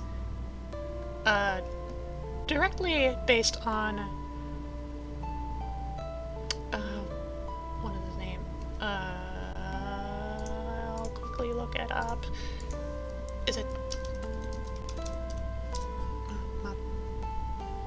Yeah, Matarajin. Matarajin, one of the Japanese Buddhist gods. Remarkable as she is known as a secret goddess, or in essence a goddess of backdoors. A goddess whose full extent of power and influence is very great, but like, her full extent is not fully understood. In essence, she also bears the powers to like bring forth the power and potential of people, both physically and mentally, spiritually, also commands the essences of the seasons. Like I said, she controls backdoors, or like that's her main domain. She rules over the land of the backdoors. And so she can basically like travel anywhere where there is a back door. Anywhere where there's an entrance that people seldom use, with the exception of kind of like the most disenfranchised types of people, the most ostracized, the most marginalized, which also makes her distinctly like a goddess representing certain minority groups, predominantly like goddess of disabilities. And so it should be noted, like, she is an ambulatory wheelchair user, so that's cool, but her entire point of existing is, one, to protect Gensokyo from outside threats, whereas Yukari, another sage of Gensokyo, which Okina is also a sage, Okina protects it from the outside, and then Yukari protects it from the inside. And then, like, that's the in-universe, like, that's her in-universe job. She works some of her powers through Mai and Satono. Again, they're just kind of proxies. And she's on the lookout for, like, new servants, because Mai and Satono are losing their humanity and thus losing their reliability, or like their usefulness. But she can make do with them for a while yet. But also, like, in a meta-textual sense, Okina is basically the character that demonstrates, like, hey, if you're a type of minority, whether like sexual minority, gender minority, ability minority, racial minority,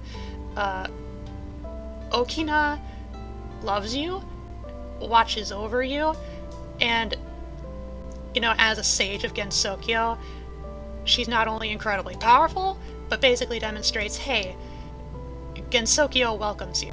you have a place in Gensokyo if you ever find yourself there. So yeah, it's very cool. Okina has much love in my heart. But also she can be kind of boisterous, kind of haughty, because she's an old god. Somewhat differently from other gods in the series, she's a bit more, I guess more, like, I don't know, I guess, like, haughty is the best word I can think of. Like, she does consistently, like, want to be praised, want to be appeased, in order to not, like, fuck shit up. That doesn't stop her from, fucking some shit up anyway, stirring things up in Gensokyo, for one reason or another. She's kind of problematic as far as, like, higher-ups go, but she's not evil? I know I'm not making the best case, but anyway, Okina is really cool, is my point, and now she has to face the Gensokyo games. Next up, Eika Ebisu.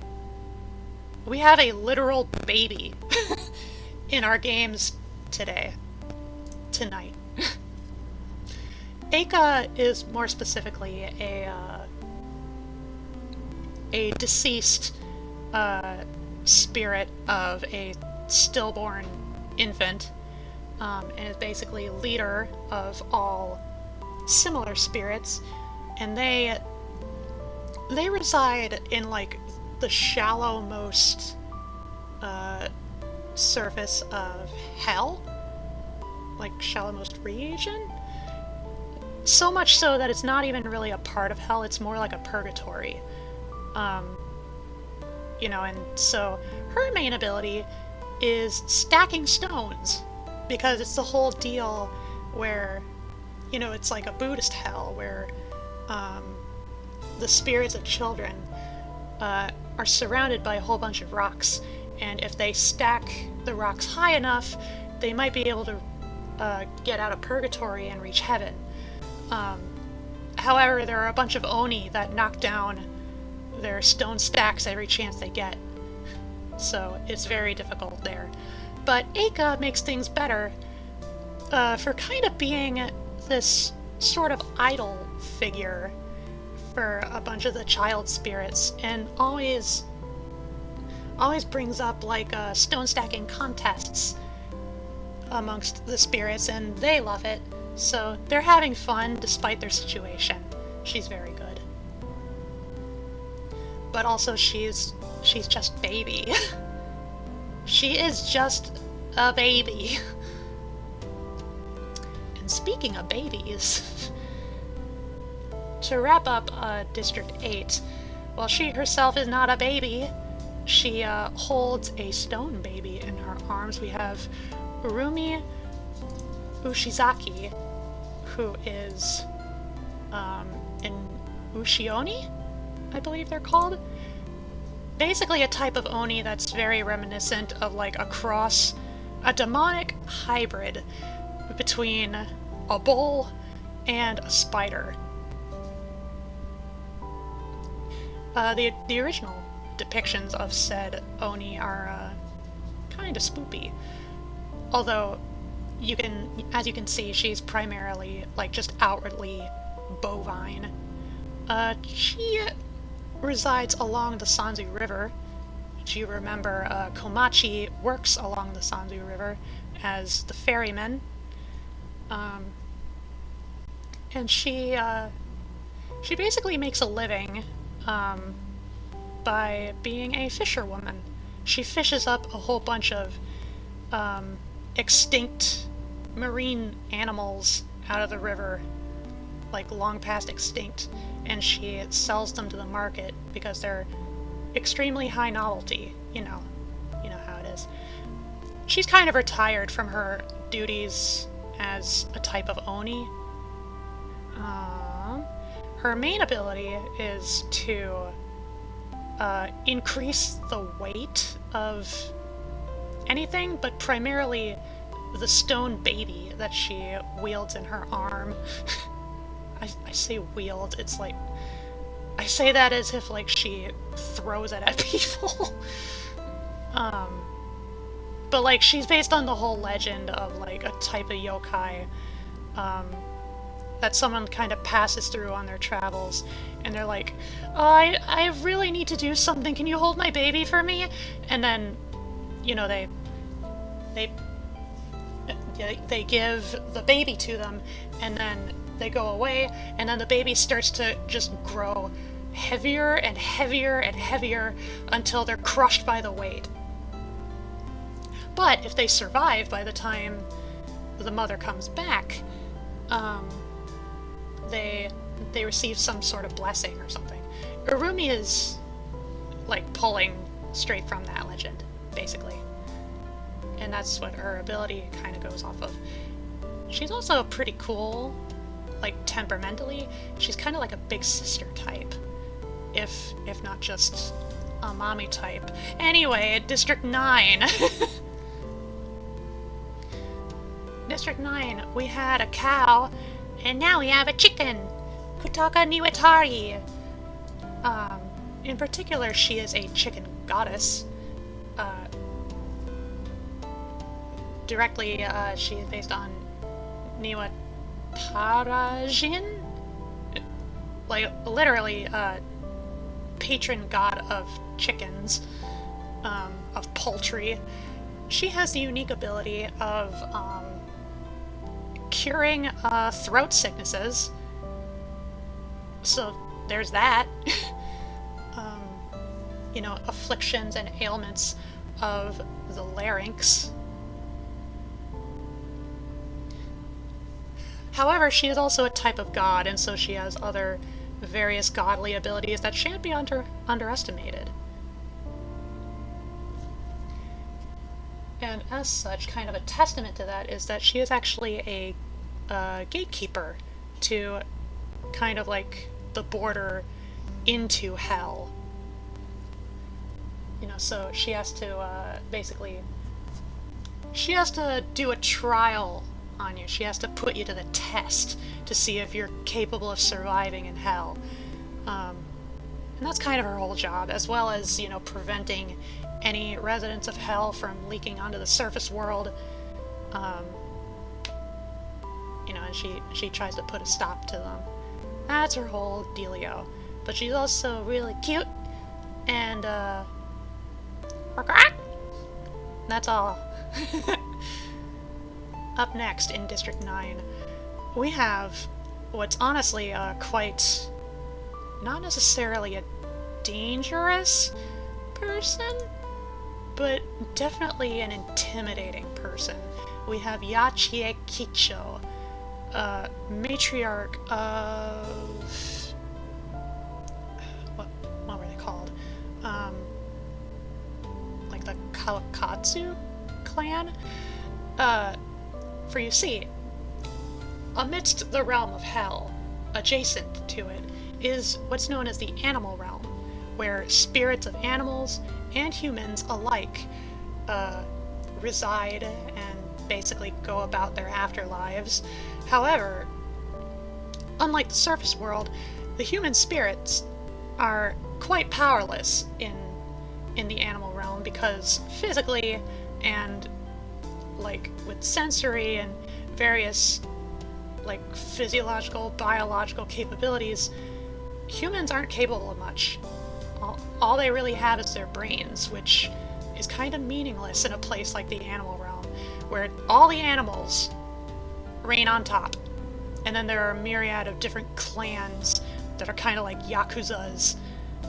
And Yachie is the matriarch of one of those clans, one of the biggest clans. And so, yeah. Yachie is a type of wicked beast. I don't know if she qualifies as a yokai, per se, but she's basically a dragon turtle. And her ability is quite frightening, conceptually. For you see, she has the ability to make you lose your will to fight. You know, and that even extends, like, it extends to the potential, like, if she wants you to do something for her, you can't say no. That's what her whole ability is about. She makes you lose the ability to, or, you know, lose the ability to refuse or rebel or just not do what she wants you to do. And so she's conceptually very, very powerful. Conceptually. She's more frightening than she is, like, powerful on her own. But as a matriarch of a animal spirit Yakuza clan, she shan't be looked down upon. However, up next... Hello, Azure Anchors! I was just talking about Yachie. I'm not sure if you're familiar with the whole... with all the Toho characters. I don't... We were on Yachie. I'm given the profiles of the Toho girls before I thrust them into the Hunger Games. I haven't played the newer ones, but otherwise, yes. Okay. So, like, we're on to the cast of Toho 17 at this point. Yeah, Wild Beast. So Yachie was, like, the stage 4 boss.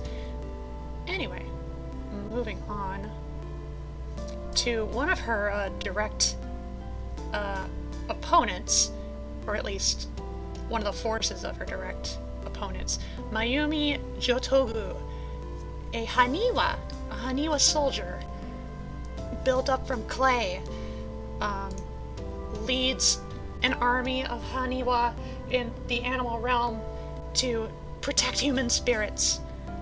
And since animal spirits don't have physical bodies, they're kind of powerless against Haniwa. So they were very frightening to animal spirits. Anyway, Mayumi's particular ability is the ability to grow stronger with loyalty. The more loyal she is to someone, the stronger she is. That's basically the sum of her parts. Obviously she leads a mass of various Haniwa soldiers, like cavalries, archers, I imagine, like, warriors, etc. However, she is not the main opponent of the animal spirit Yakuza folks in the animal realm. That would be her boss and the last member of District 9, Keiki Hanyasushin, a goddess that bears the ability to create and manifest idols, which is to say, like, she's basically a sculpting goddess, able to essentially create new bodies, new forms, mold them out of clay, terracotta, and such, and make them powerful, make them ideal for various types of spirits or more diminutive gods to be able to take residence in and to bring power forth into them. So, in a way, Keiki has the ability to create false gods while being a goddess herself. She was summoned to the animal realm in order to answer the plea of human spirits who were subjugated by animal spirits in the animal realm, and she said, you know what, I'll do it. And as a matter of fact, since you human spirits seem to be so weak compared to all these animal spirits, I'm going to... It's like, not only am I going to protect you, I am going to go out of my way to kind of create a whole little society for you where your freedom is completely done away with for the sake of security. So, like, the human spirits are basically trapped between two potential dystopias. Two equal dystopias, either being subjugated by animal spirits or completely without freedom, subjugated by Keiki's powers. Because, like, as far as Keiki is concerned, like, her Haniwa forces, you know, they don't question the will of her actions. You know, they don't really, you know, they don't do anything to sort of challenge her preconceptions of, like, ethics or morality, so, like, why would the human spirits do that? That's basically her logic. So, yeah, Keiki is quite a force to be reckoned with as far as the animal spirits are concerned. But, you know, protagonist was kind of swindled into helping their side and help deal with Keiki in order to bring back the old status quo. And I'm not even sure if it really worked. It was kind of by the end of the game, it was very uncertain, like, what the end result was. Like, what it really accomplished. But anyway, that's Keiki. Also has one of the most bangerist theme songs in the entire series. Like, there's a huge reason why it scored super high in popularity polls. But anyway, District 10. 3 districts left, Lily Pals. Then we can get to the blood. Starting off, we have Saki Kurokoma, another Yakuza matriarch, this time of the Keiga clan. She is a Pegasus who has the ability to basically harness massive leg strength. It doesn't really sound all that impressive on its own, but nevertheless, she's the leader of, you know, a whole clan of animal spirits. And it's kind of funny because her clan is primarily comprised of wolf spirits, which, you know, wolf packs are known to, like, chase down their prey in pursuit hunts. And she herself is a Pegasus, who, you know, horses are usually, like, at worst, prey animals for animals like wolves to take down, and yet here's Saki leading a whole clan of wolf spirits.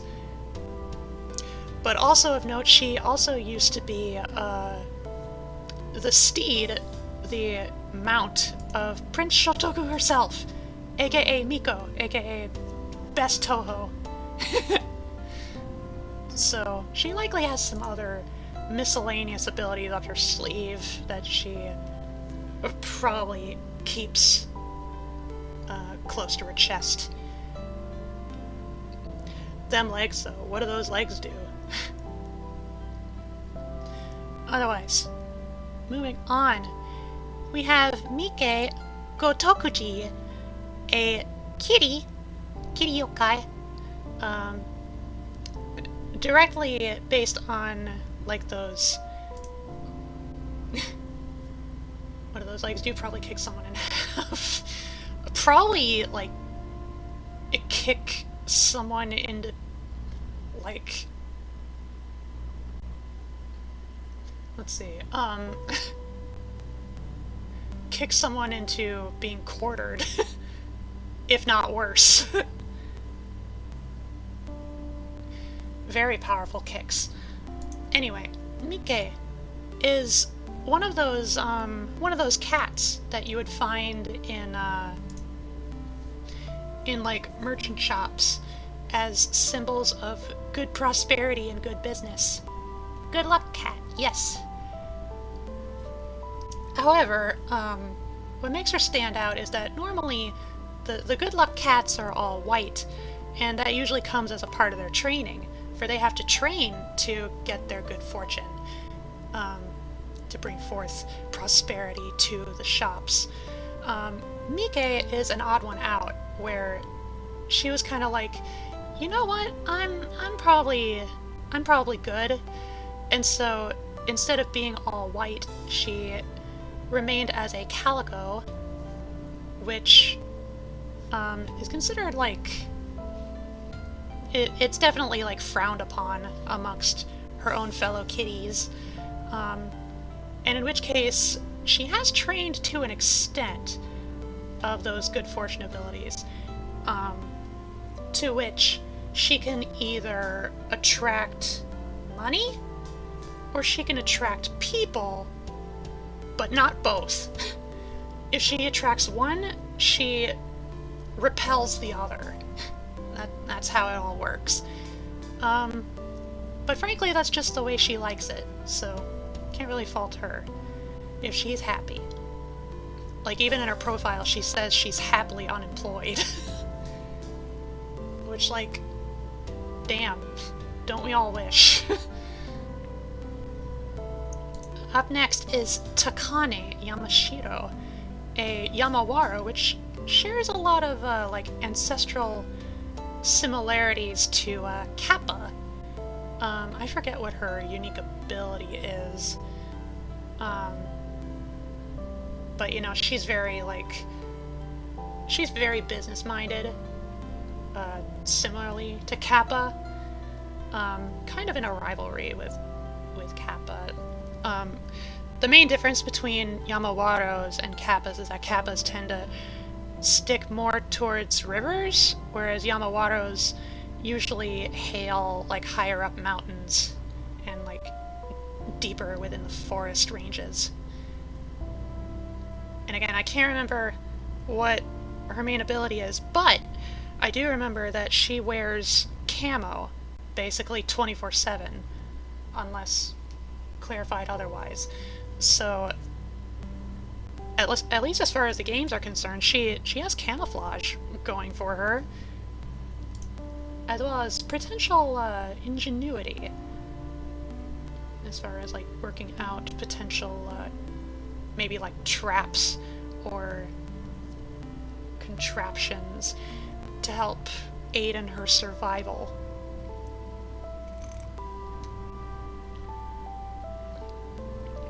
Wrapping up District 10, we have Sanyo Kumakusa. She is a yokai that's similar to Nemino. Like, it's a type of Yamanba, but not quite as solitary. Although, not necessarily any less sexy. Especially in Sanyo's case, for you see, oftentimes, at least historically, the type of yokai she's based on are often regarded as prolifically taking sex work. You know, essentially like flirting and seducing folks into what I assume would be death by yokai, whatever that entails.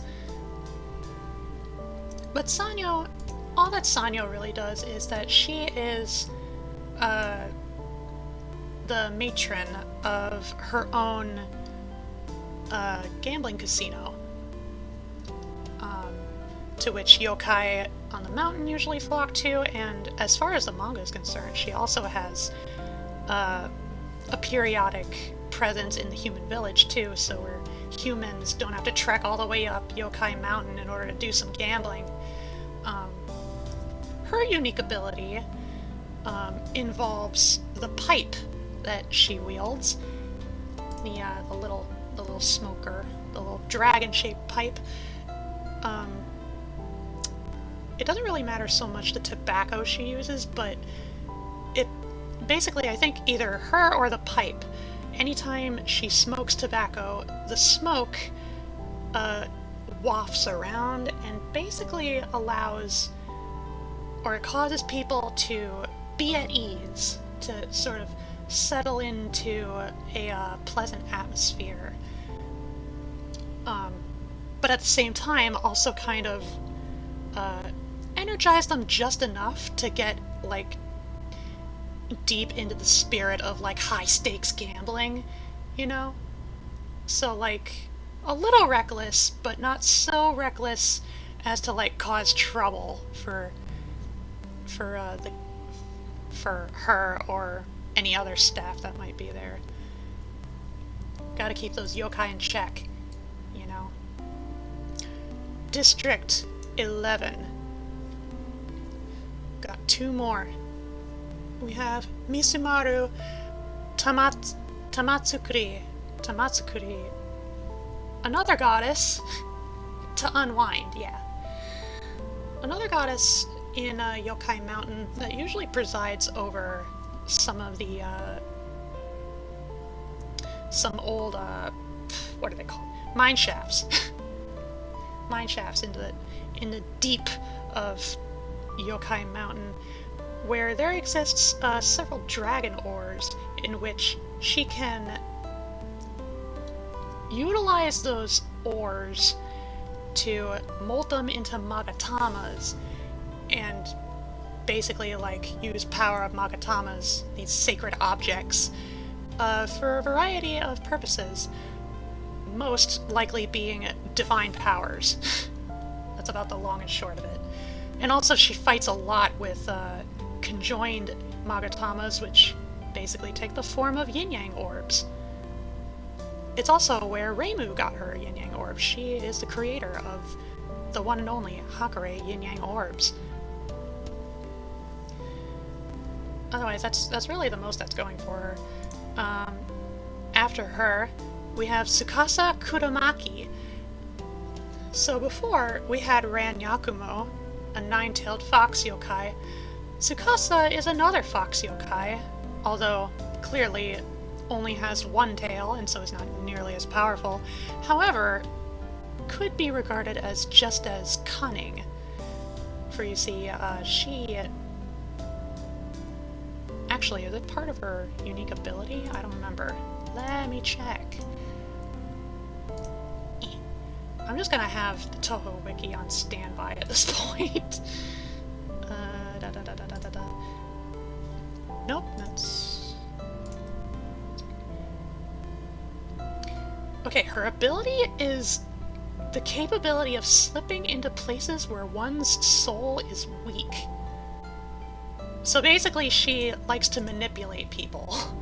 She likes to whisper little things into their ears and likes to make them, or like kind of egg them on to make certain calls or decisions, usually to her own benefit, which usually only goes as far as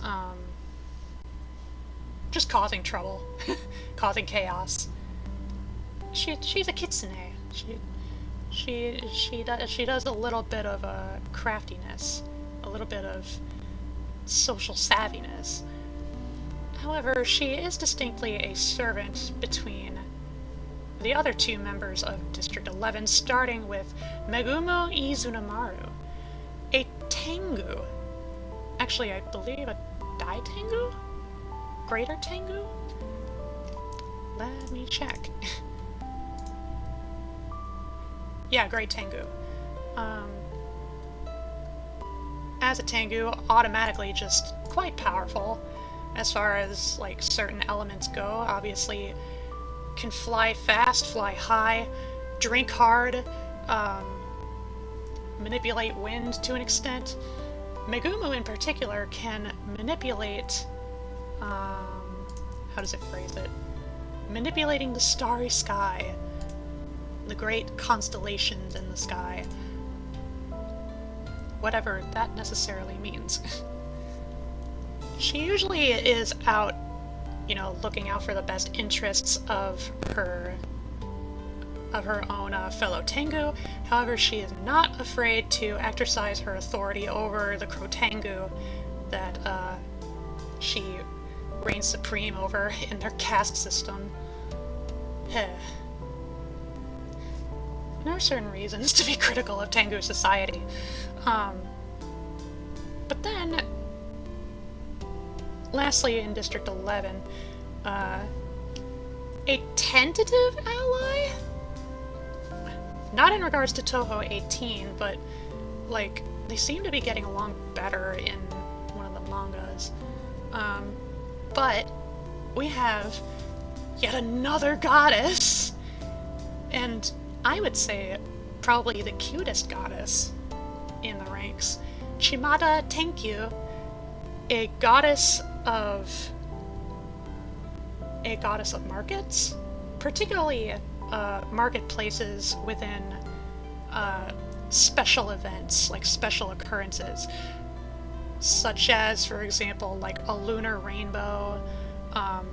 In the manga, there was like naturally occurring red snow, quote unquote.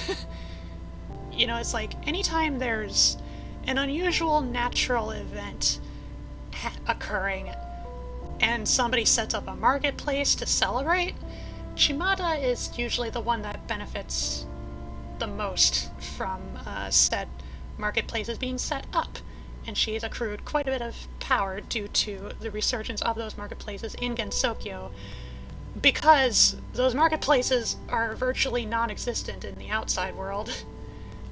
You know, virtually our world. You know, now that everybody can just order anything online and it be delivered. You know, that whole deal. But thanks to Megumu, her power and her life was salvaged. It was saved. And now here she is. She's also goddess of objects and, like, any kind of property that lacks ownership. So yeah, there's that. She also is the creator of the ability cards that caused the incident of Toho 18. So there's that going for her. A kind of an odd bunch. But moving on, finally, to our final district, District 12. Starting off, we have the one and only Momoyo Himemushi. I forget exactly what the yokai is called. I can look it up. Momoyo. An Omokade, which is essentially a giant centipede yokai that burrows underground and is known for eating dragons, which, if you're familiar at all with, like, the power potential of, you know, Asiatic dragons, that's kind of a big deal. Like, she's actually quite frightening in that regard. However, okay, well, I guess her main ability is the ability to eat dragons.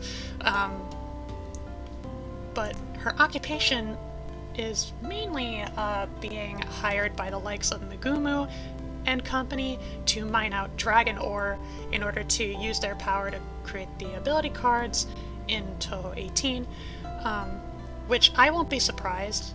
I wouldn't be surprised if Momoyo also kind of like pops a few like dragon ore nuggets into her mouth every now and again, just for a quick treat. And so obviously she burrows lots, she mines lots. That's what she do, and she's potentially very frightening because of what she's able to do, which is eat dragons. Speaking of dragons, I'm only just now realizing what a precarious placement that Iku is in. Now, I know that Iku Nagai herself is not a dragon, but does serve as a, like, messenger of the Dragon Palace. She's actually an oarfish yokai, and is capable of reading the weather, as well as some utilization of manipulation of thunder, lightning, storms, etc. Iku... Iku is kind of rarely found, rarely sighted, because she often stays so high up in the sky where she's hidden behind storm clouds.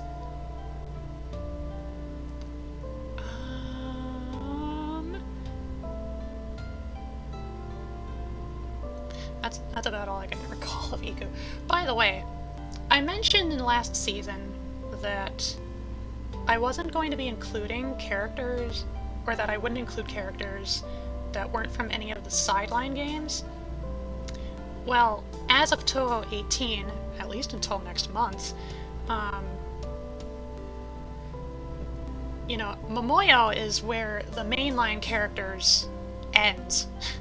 So I had 3 spaces left. And so I included Iku, Tenchi, and Yuka. So yeah. Moving on to Tenchi. Tenchi is a little more interesting. She is a celestial from heaven.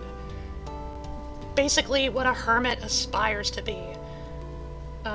She herself is not too content with heaven. She finds it quite boring. And she caused, you know, the incident of Scarlet Weather Rhapsody just because. Just basically out of boredom, you know? But as a celestial, she is quite powerful. Her blood is toxic to yokai. Which I forgot to mention, hermits, the flesh of hermits are actually a delicacy for yokai. And that if any, like, regular animal were to consume hermit flesh, they would turn into yokai. And then, like, if a yokai ate a hermit, they would become an even stronger yokai, so on and so forth. So if the hermit succeeded in becoming a celestial, basically all the yokai worries go away. Tenchi in particular has control and manipulation over keystones, which do a variety of things.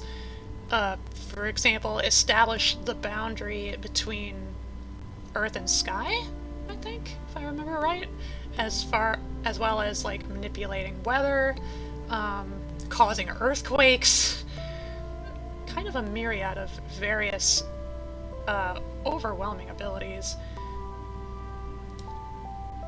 And then Tenchi herself is kind of a brat, kind of a delinquent. She's not well liked by GENSOKYO residents. I'll say that much. She definitely has to earn her forgiveness for what she ended up doing.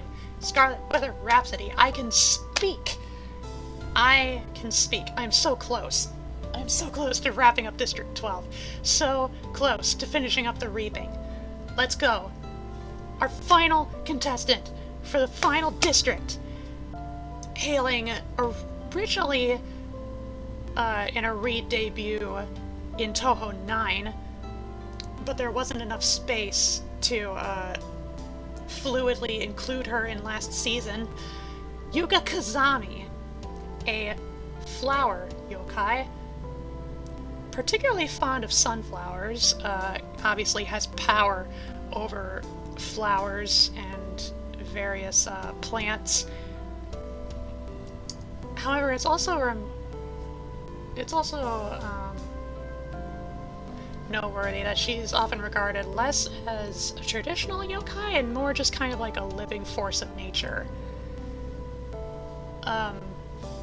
In actually many regards, she's actually quite powerful.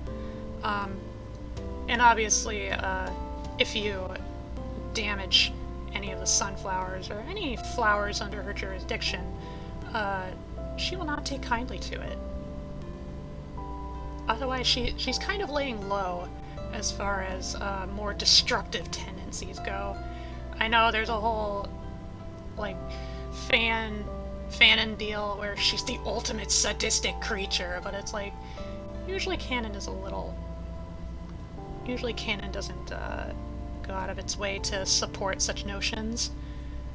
I mean, she is incredibly powerful and can be very dangerous, but, like, for the most part, she just kind of wants to, like, she'll kind of tease you a little bit. Um, you know, if you don't, like, provoke her hardcore or anything. Um, but yeah, that's Yuka Kazami, capable of manipulating and controlling plant life and flowers, but also more powerful in other ways as well.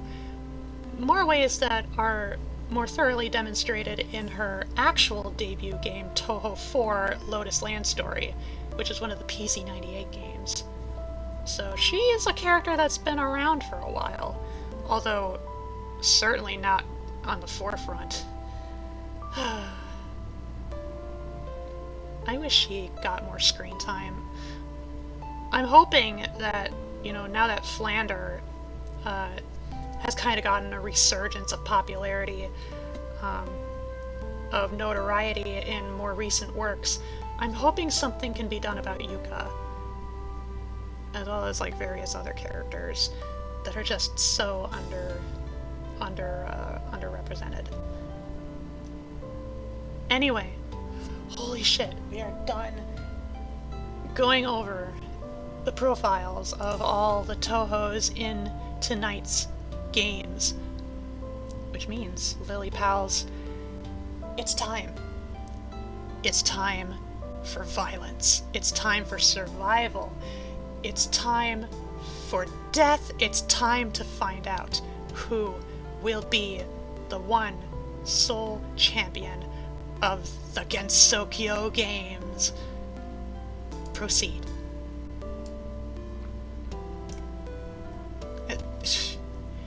Yeah. What? No.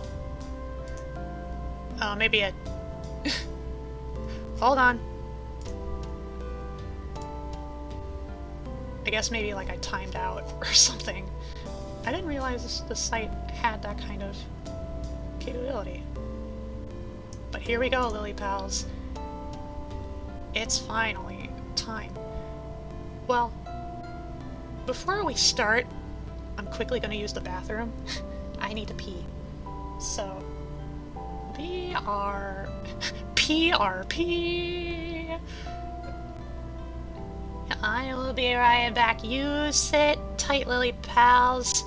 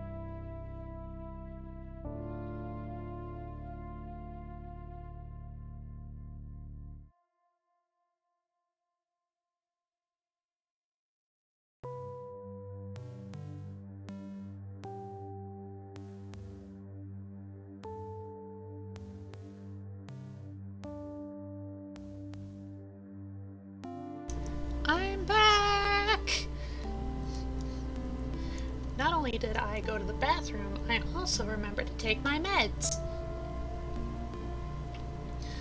Alright, Lily pals. It's time for blood. The blood bath. All of our contestants, all 48 of them, have been brought forth, surrounding the cornucopia, a hub where various supplies and items lie within for the taking. Various survival utilities and tools, as well as weapons. It's not med time now, but my alarm did go off about an hour ago, and I forgot to take it then, but I remembered to take it now. So, we're good now. Alright. All tributes are on their podiums, the horn sounds, and they're off. Mayumi runs away from the cornucopia. Sanyo runs away from the cornucopia. Seija gathers as much food as she can. Narumi rips a mace out of Megumu's hands. Wow. Quite strong for a little statue girl. Mamizo runs away from the cornucopia. Clownpiece takes a handful of throwing knives. Clownpiece, what do you have? A knife! No! Okay, Tojiko runs away from the cornucopia. Mike takes a spear. Keiki finds a canteen full of water. Yuka runs away. Yatsuhashi runs away. Miko breaks Kyoko's nose for a basket of bread! Jesus, Miko! This is Kyoko! She's just a baby! Well, she's a baby Buddhist. Okay, that makes sense. Tenshi and Satono fight for a bag. Satono strangles Tenshi with the straps and runs. Fucking metal. We have our first death, and it's Tenshi of all people. Blood for the blood god! Who will die first? Die for the capital! Let's see. I want to make sure that the text is, like, centered properly. Alright. Fudo runs away from the cornucopia. Urumi runs away, not weighed down at all by her stone baby. Sekibanki snatches a bottle of alcohol on a rag. Why is that so fitting for her? Momoyo takes a sickle from inside the cornucopia. Actually... Okay, no. She wields a pickaxe, not a sickle. Close enough, though. Ringo receives a trident. Yachie runs away. Okina takes a handful of throwing knives. Makes sense. She actually utilizes a lot of kunai in her patterns. Yoshika runs away. Tsukasa runs away, not surprised. Raiko runs away. Sagume runs away. Shimimaru runs away. Eternity runs away. Ben runs away. Hikatia scares Misumaru away from the cornucopia. Makes perfect sense. Hikatia is the scariest one on the field right now. And as a reminder, my personal picks for who I want to win most include Miko, Clownpiece, Junko, and Hikatia. If all four go down, I will adapt as necessary. Kagero runs away. Junko runs away. Eika finds a bow, some arrows, and a quiver. She's been stacking stones long enough. Now the baby has... now the baby is armed. Kutaka runs away from the cornucopia. Chimata snaps Nue's neck! Wow. Chimata... You have fury behind those adorable eyes of yours. How could you even tell it was Nue? Nue is undefined. Well, maybe it's because she made a form that was unowned, and then Shimada saw right through that with her own ability. Damn. Iku runs into the cornucopia and hides. Nemono runs away. Takane snatches a bottle of alcohol and a rag. That could serve very well, along with her camo clothes. Waka runs away from the cornucopia. We should say flops. Kind of like just clumsily flops through into the forest because she doesn't have legs. Sega just boops out. Mai runs away. Doremi repeatedly stabs Aon to death with sighs. No, not the goodest girl. Oh no. Oh no. Both tools for the layman. Maybe there's a river. Yeah, there's usually a river. Oh,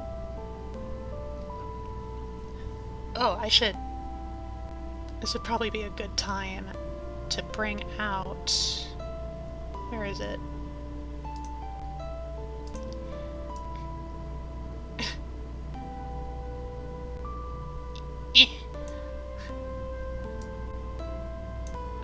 Little post-it note.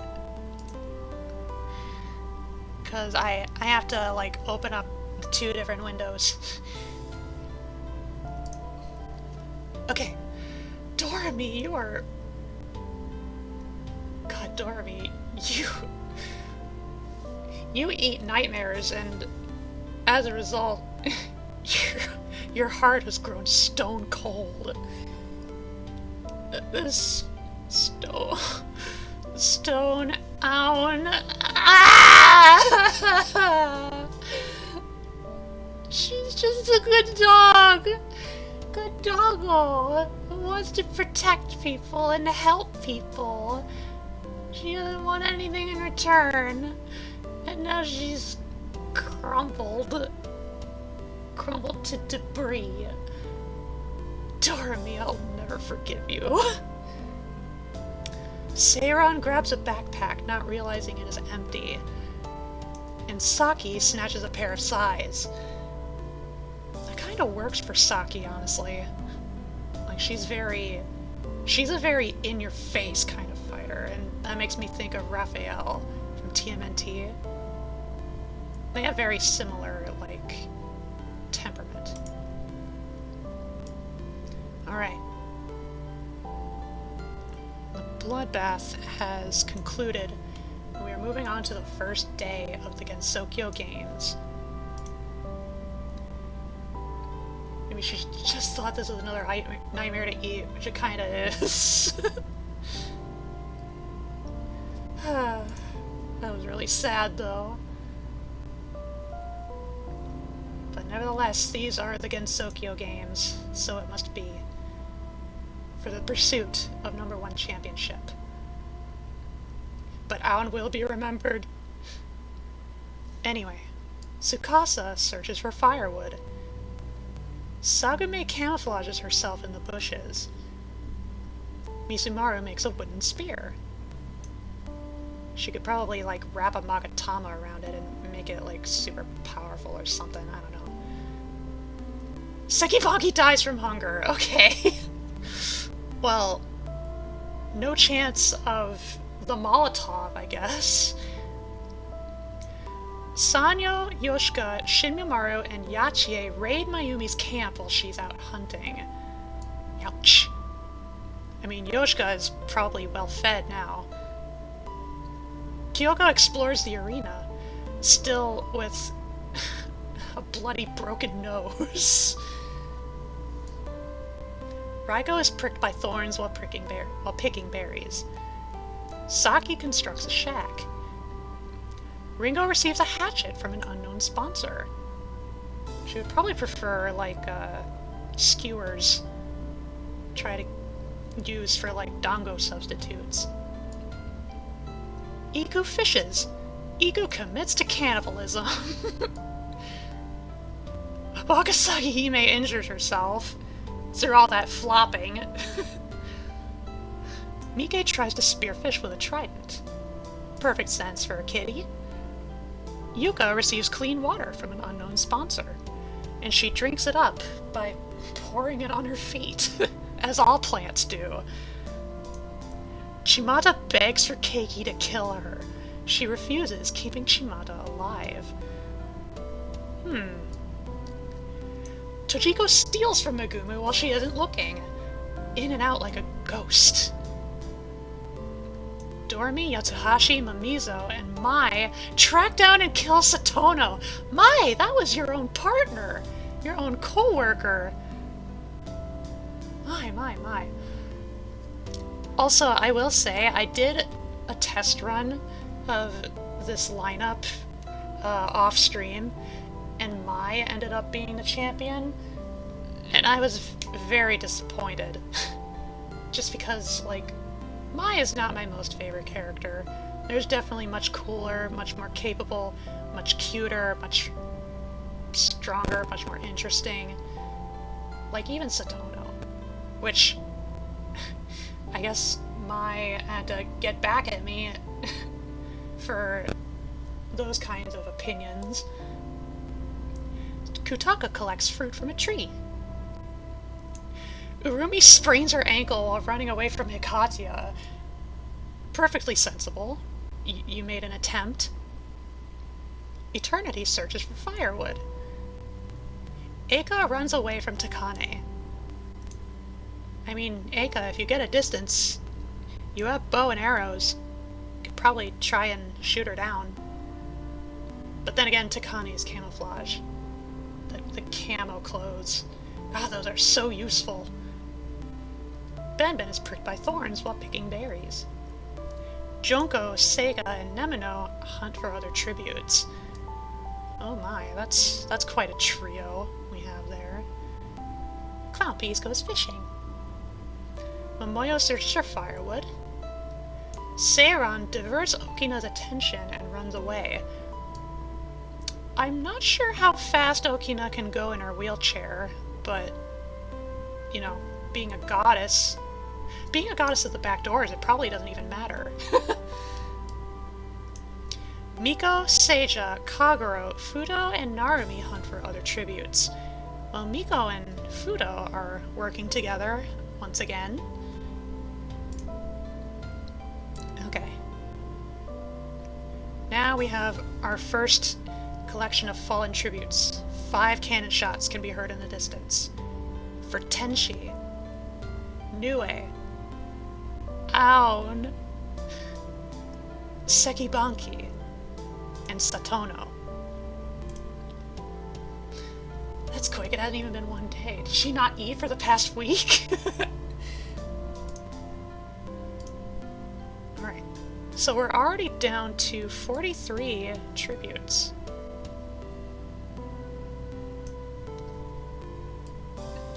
First night. Keiki, Tsukasa, Yoshika, Eternity, and Mike sleep in shifts.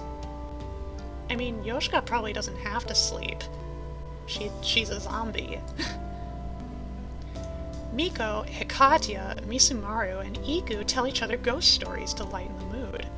Hikatia probably has fucking terrifying tales from hell. That ought to be a trip. That ought to be an emotional ride. Benben cooks her food before putting her fire out. Ringo and Yuka run into each other and decide to truce for the night. Tojiko convinces Momoyo to snuggle with her. Wow, Tojiko, you're usually kinda grumpy, but... well, I guess everybody gets lonely. Even a camera-shy ghostie like yourself. Megumu, Clownpiece, and Saki cheerfully sing songs together. Aww. Clownpiece is probably, like, belting it out wholeheartedly. Nemino and Urumi run into each other and decide to truce for the night. Kagero tends to her wounds. Mai throws a knife into Seija's head! Well, there goes the worst girl. There goes our contrarian lass. I was kind of expecting Seija to last longer, but no. Mai has to... Mai has to get a solid start, like always, I guess.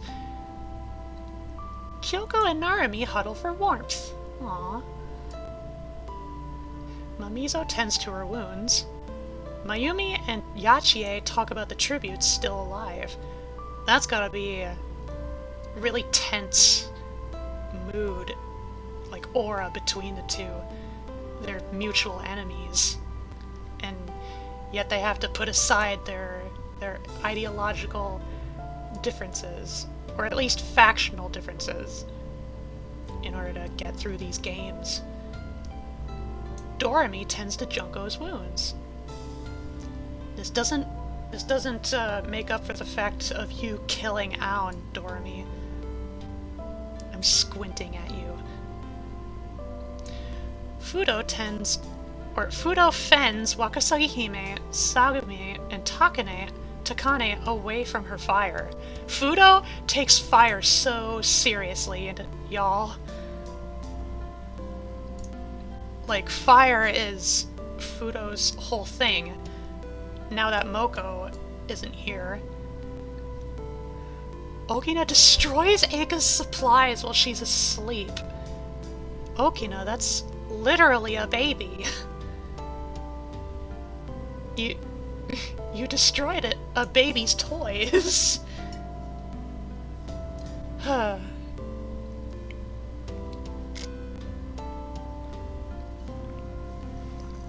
guess I shouldn't be too surprised that Okina decides to go brutal. Brutal, like, without crossing into the lines of murder. Yatsuhashi lets Seiga into her shelter. Be careful, Yatsu. That's a sneaky, manipulative hermit you got in your midst. Shingamaru stabs Kutaka in the back with a trident. Oh my. Shinny, you are eating chicken for the next week.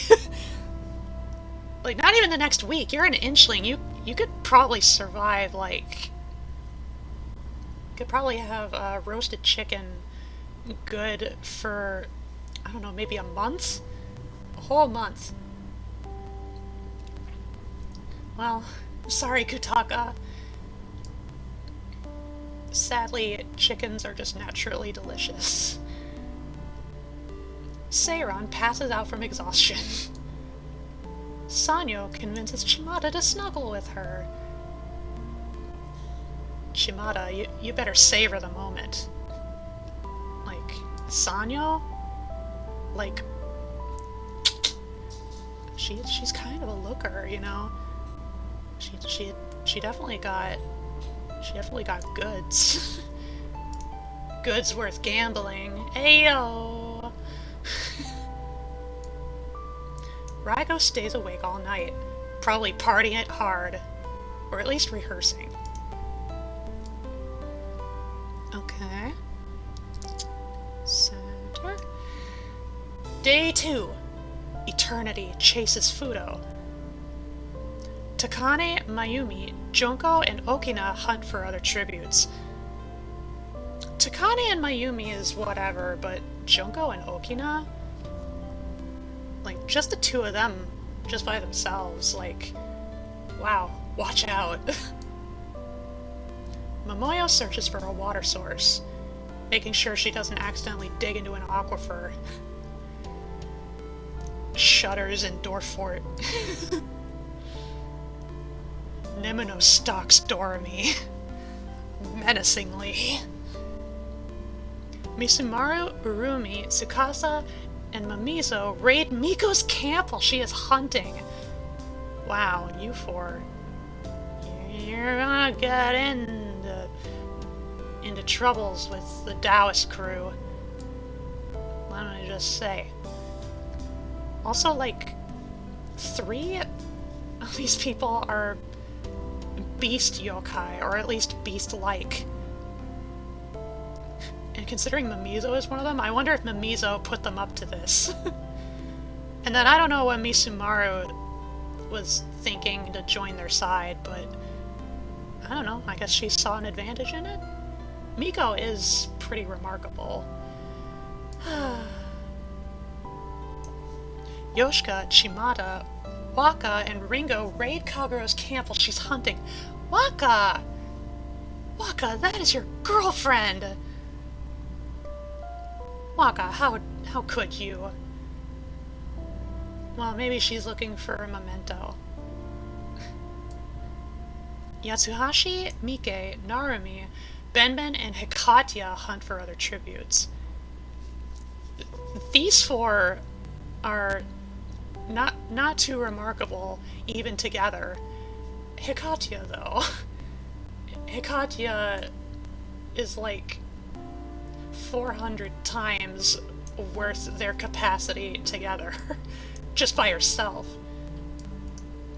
And then triple that with her triple forms. Tojiko scares Keiki off with a roaring thunder. Shinnomaru sees smoke rising in the distance, but decides not to investigate. Probably singed the tree from Tojiko's lightning. Saki runs away from Eika. Saki, you're supposed to be a Yakuza matriarch. What are you so afraid of a baby for? Iku sees smoke rising in the distance, but decides not to investigate. Mai makes a slingshot. Whoop-de-doo. Seiron convinces Megumu to not kill her, only to kill her instead! There goes a great Tengu, smashed with the mallet, with a mochi mallet. It's not just jelly anymore. Yachie is pricked by thorns while picking berries. Ironic, because her shell is kind of prickly. Raiko diverts Sakume's attention and runs away. Clownpiece steals from Yuko while she isn't looking.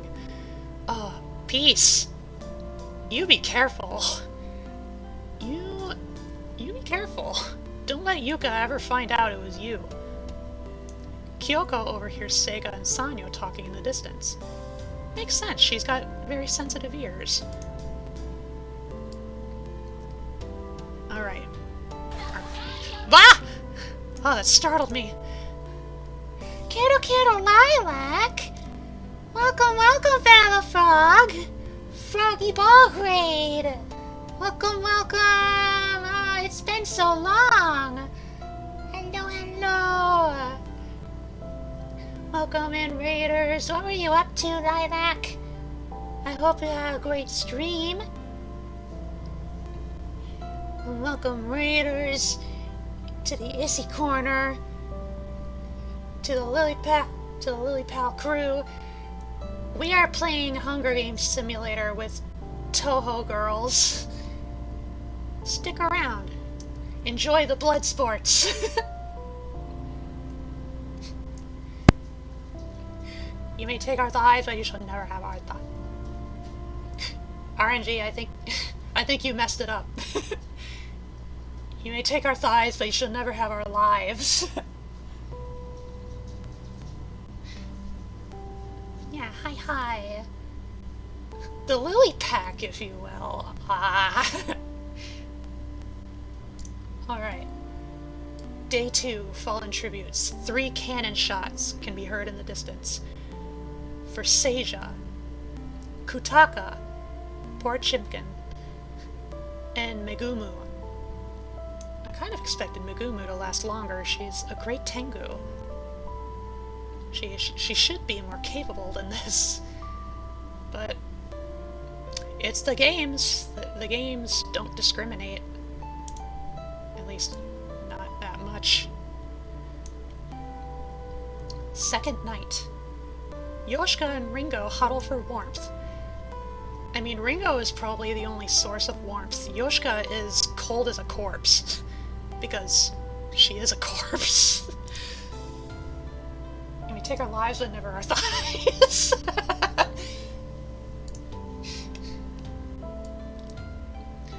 Clumpy's falls into a frozen lake and drowns? Peas! No! No, Peas! Not the baby! Not the clown baby! Oh, Junko, Heka, your daughter! I'm so sorry! Oh, I'm so sad. At least it wasn't murder. Oh, there goes one of my 4 picks. Sanyo tries to sing herself to sleep. Is probably having difficulty because of those smoky lungs. Smoking all the time. Oh, that made... Oh my god. That made me think. That made me think. Sanyo probably has a husky voice.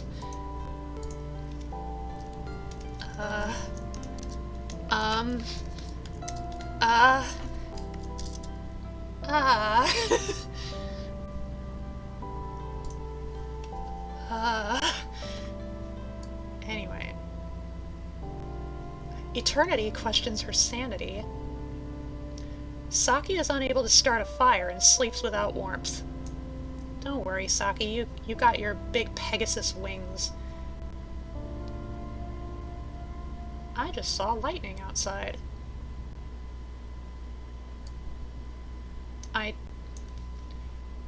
The weather didn't count on there being thunderstorms today.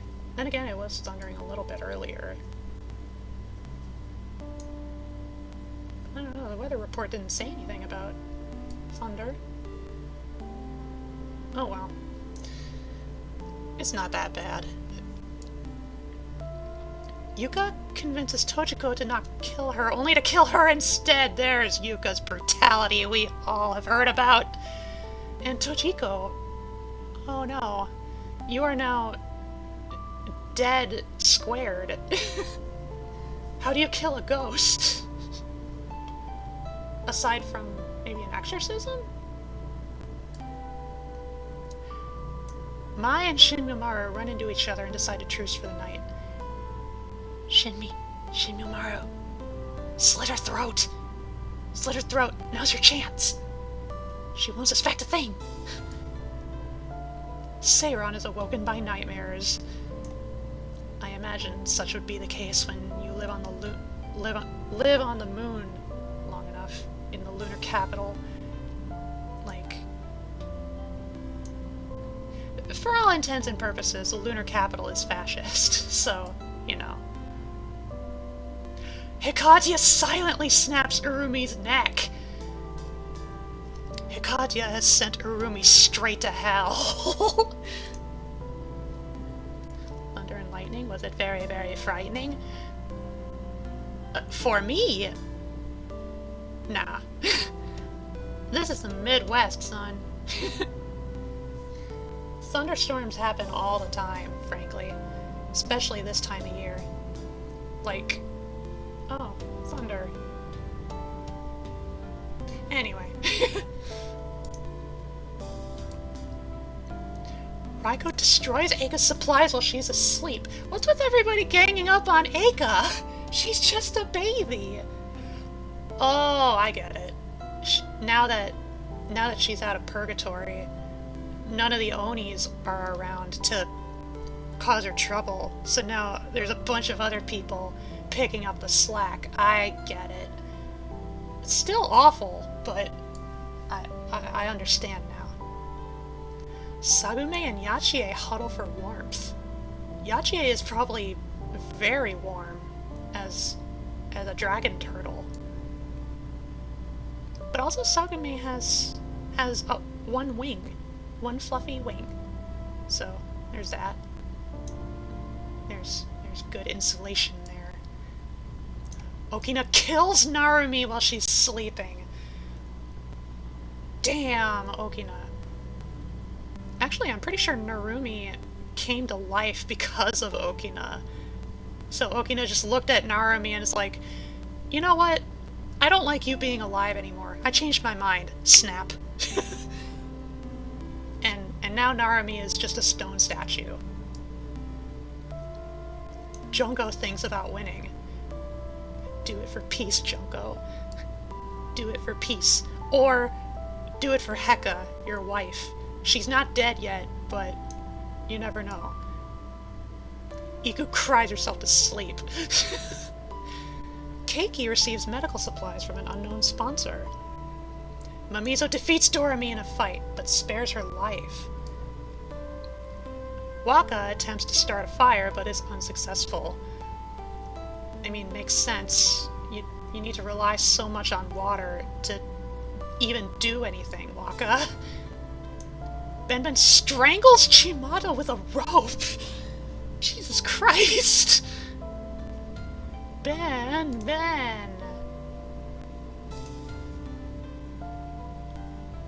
I'm trying to think, like... Was she playing a dirge, like, just before? Well, I mean... Now the marketplace, is unholy ground, I guess. Momoyo attempts to start a fire, but is unsuccessful. Takane begs for Mayumi to kill her. She refuses, keeping Takane alive. For what purpose? We can only speculate. Kagero thinks about winning. Tsukasa looks at the night sky and is reminded of Megumu. Fudo, Seiga, and Yatsuhashi discuss the games and what might happen in the morning. Fudo and Seiga are hermits in common. Not necessarily friends, but, you know, they're hermits in common. You know, they shared a faction to a degree. Kyoko fends Misumaru, Miko, and Mike away from her fire. Good job, Kyoko, putting those loud sound waves to use. You do your Yamabiko kin proud. It's probably also even more debilitating for Miko, potentially even with her earmuffs. Like, Miko has very sensitive ears. You know, part of her whole deal is that she can maintain conversation with 10 people at once, completely with total clarity and coherence. But her ears are very sensitive, so she wears earmuffs. Earphones? We don't know if it can play music, but Nemono dies from infection? Nemono! You've lived your whole life out in the wilderness. You should know better. Ah. That's so disappointing to lose such hotness. Anyway, day 3. Saki camouflages herself in the bushes. Saki, you're kind of doing things that aren't exactly your style. I'm kind of surprised. Keiki, Ringo, Yachie, and Momoyo raid Okina's camp while she's hunting. Damn, Okina, how could you let your guard down? You're the goddess of back doors. You should have kept your eyes to your back, like 100%. Oh, maybe she did it too hard. maybe she got tunnel vision and forgot to look forward. Yoshika begs for Mamizo to kill her. She refuses, keeping Yoshika alive. She probably saw no point. Because Yoshika is already dead. Tsukasa travels to higher ground. Yuka hunts for other tributes, just by herself. Kyoko, Waka, Kagero, and Hikatia hunt for other tributes. Again, these 3 aren't much by themselves, but then you just add Hikatia and they're already, like, the scariest party out in the wilderness so far. Benben and Misumaru hunt for other tributes. Mayumi stalks Yatsuhashi. Shinmumaru tends to Miko's wounds. Shinmumaru would probably be an interesting, like, she'd probably be pretty decent at suturing. Like, weaving stitches through grievous flesh wounds. Anyway, Fudo convinces Raiko to not kill her, only to kill her instead. Well, there goes another hot lady. Fudo... I mean, I guess she's especially hot now. She's crispy. Seiga receives fresh food from an unknown sponsor. Not that she needs it. Hermits can usually make do by eating mist. Seiron practices her archery. Or at the very least, like, ranged combat. Eiga receives medical supplies from an unknown sponsor. Finally, someone cuts her a break. Mike practices her archery. Mai explores the arena. So far, Mai is like the one character I'm rooting against, like, wholeheartedly. I want her to die. Takane discovers a cave. Sanyo attacks Doremi, but she manages to escape. Eternity sees smoke rising in the distance, but decides not to investigate. Sagame tries to sleep through the entire day. She's probably jet-lagged from having to, you know, from traveling between the moon and the Earth, Gensokyo. Iku discovers a river. Junko questions her sanity. I mean, I imagine she would, considering the only emotion or attachment she allowed herself to have is revenge. 7 cannon shots can be heard in the distance, starting with clown peas. Oh, I'm so sad. Too soon. Tojiko, Urumi, Narumi, Chimata, Nemuno, and Raiko.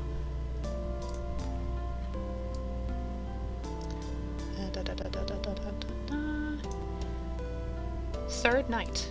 Eternity looks at the night sky. Ringo tries to treat her infection. Doremi receives fresh food from an unknown sponsor, probably in the form of tasty, candy-like dreams. So she's probably not sleeping tonight. She is having a feast. Benben sees a fire but stays hidden. Junko quietly hums. I was just thinking, I was just picturing in my head Junko just by herself in the night, just humming to try and keep herself, I guess, like, grounded with all the memories of the loss of her son. I mean, what spurred on her whole vengeance deal, divine vengeance, pure fury, is just grief for the loss of her child. That's very sad. Kagero receives an explosive from an unknown sponsor. Saki receives fresh food from an unknown sponsor. Enjoy, Saki. Those are some tasty looking oats. Mai starts a fire. Iku begs for Shinmumaru to kill her. She reluctantly obliges, killing Iku. Shinmumaru claims another. The Inchling is kind of on a rampage. Keiki, Tsukasa, Takane, Misumaru, and Sanyo sleep in shifts. Yuka goes to sleep. Yasuhashi lets Eika into her shelter. Good. Someone take care of the baby. Seiron defeats Miko in a fight but spares her life. Fudo receives a hatchet from an unknown sponsor. Perfect for firewood to burn. Wakasagi Hime thinks about winning. Hikatia destroys Sagame's supplies while she's asleep. Must have been something Sagame said. Kyoko and Mike huddle for warmth. Aw. Fuzzy little babies. Yoshika cooks her food before putting her fire out. I mean, Yoshika, you can eat it raw perfectly fine. That's your whole deal. Seiga and Okina cuddle for huddle for warmth. Interesting pair. Very interesting pair. I mean, I think Sega is better paired up with someone like Kaguya, but granted I'm biased just because a particular artist tends to ship those two, and it's grown on me. Yachie bashes Mayumi's head against a rock several times, and Mayumi's visage completely shatters into shards of pottery. Brutal. Mamizo receives a hatchet. Momoyo receives a hatchet. Not sure how useful that hatchet's gonna be in mining, but I mean, she's not in her job currently, so who knows. Seiran defeats Yoshika in a fight, but spares her life. Seiran is really doing well holding her own, despite just being a moon rabbit. Maybe it's because of, like, the interspatial bullet sending. It's very handy. Ben makes a slingshot with her biwa. The strings of her biwa. Junko, Momoyo, Wakasagi Hime, and Eternity hunt for other tributes. Junko and Momoyo is an interesting pair. Waka and Eternity is nothing special. Mamizo discovers a river. Miko discovers a cave. Sanyo is pricked by thorns while picking berries. Doremi is pricked by thorns. Shinmyomaru stalks Yachie. Hikatia discovers a river. Could we argue it's the river Styx? Saki makes a wooden spear. Ringo, Mike, and Takane hunt for other tributes. Kagero chases Yuka. Kyoko discovers a cave. Seiga chases Tsukasa. Yatsuhashi searches for firewood. Mai attacks Fudo, but she manages to escape. Good. Misumaru and Sagame hunt for other tributes. Okina tries to sleep through the entire day. Eika searches for firewood. Keiki is pricked by thorns. 2 cannon shots on day 4 for Iku and Mayumi. Alright. That night, Miko receives medical supplies. Seiran sees a fire, but stays away. Yachie severely injures Kyoko and leaves her to die. That's about the brutality I would expect out of a Yakuza boss. Okina and Ben huddle for warmth. Misumaru, Yoshika, and Eika discuss the games and what might happen in the morning. Yoshika probably isn't smart enough to think that far. I think, and then between Misumaru and Eika, Misumaru is definitely like the mom of the group. She literally has to be. Keiki cooks her food before putting her fire out. Tsukasa loses sight of where she is. Saki questions her sanity. Fudo tends to her wounds. Eternity receives clean water. Yuka sets an explosive off, killing Momoyo! Damn! Maybe she caused a cave-in. Just toppled and squashed the dragon-eating centipede just right on top of her. Brutal. But that's Yuka. Doremi receives medical supplies. Mai severely slices Ringo with a sword! That's one of our moon rabbits, down for the count. Curse you, Mai. Curse you. Waka quietly hums. It's probably very melodic. Very sweet. Takane starts a fire. Hikatia, Mamizo, Seiga, Sagume, and Sanyo sleep in shifts. Mike, Shinmyomaru, and Kagero discuss the games and what might happen in the morning. Junko receives clean water. She probably is able to make it even cleaner. Yatsuhashi screams for help. Makes perfect sense. She's really quite weak. Day 5. Sagume makes a slingshot. Miko goes fishing. Sanyo runs away from Tsukasa.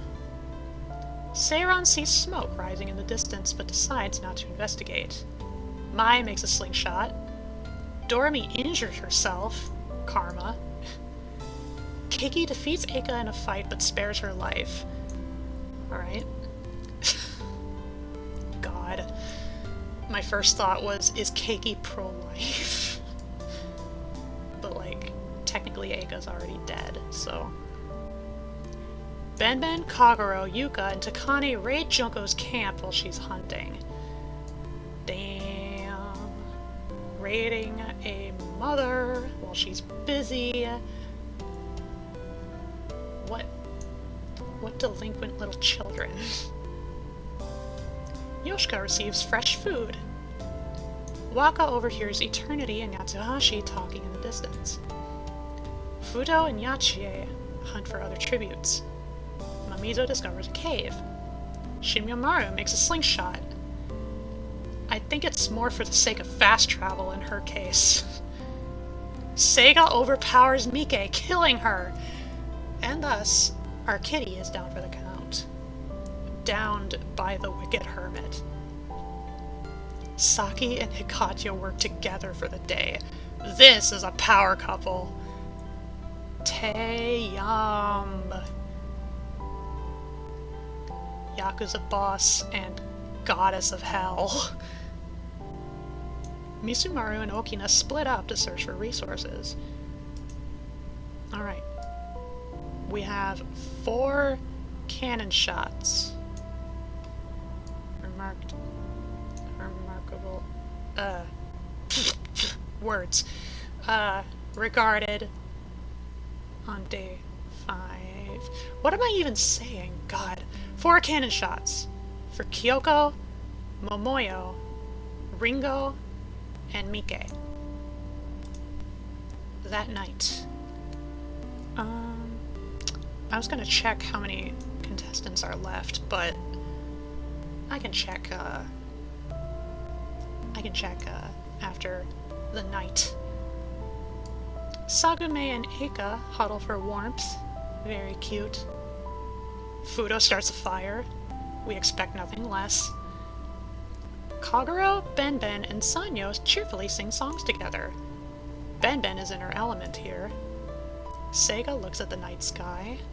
Yoshika sees a fire but stays hidden. Hikatia destroys Keiki's supplies while she's asleep. No pottery, like no sculpting for you, Keiki. Saki screams for help. Shinmyomaru ambushes Okina and kills her. Shinny, you are on a roll. You are shaping up to be like the dark horse in these games. Hot damn. And like, that's no small feat, killing Okina. You should feel proud. Yatsuhashi fends Takane, Mai, and Miko away from her fire. Damn, Yatsu. What have you been getting up to fend off these two and then Miko? Tsukasa, Yachie, and Junko cheerfully sing songs together. Tsukasa is probably yelping in rhythm. Get it, because she's a fox, yeah. Seiran, Yuka, Doremi, and Eternity sleep in shifts. I'm pretty sure Doremi doesn't have to sleep. Misumaru destroys Waka's supplies while she's asleep. Mamizo receives fresh food. Well, okay. Can I still check? No. Not yet. We'll go to day 6. We're almost at a week. Sagume receives a hatchet from an unknown sponsor. Hikatia makes a slingshot. You think it's outfitted with the chains that she has hooked her planet orbs onto? And so she actually has 3 slingshots?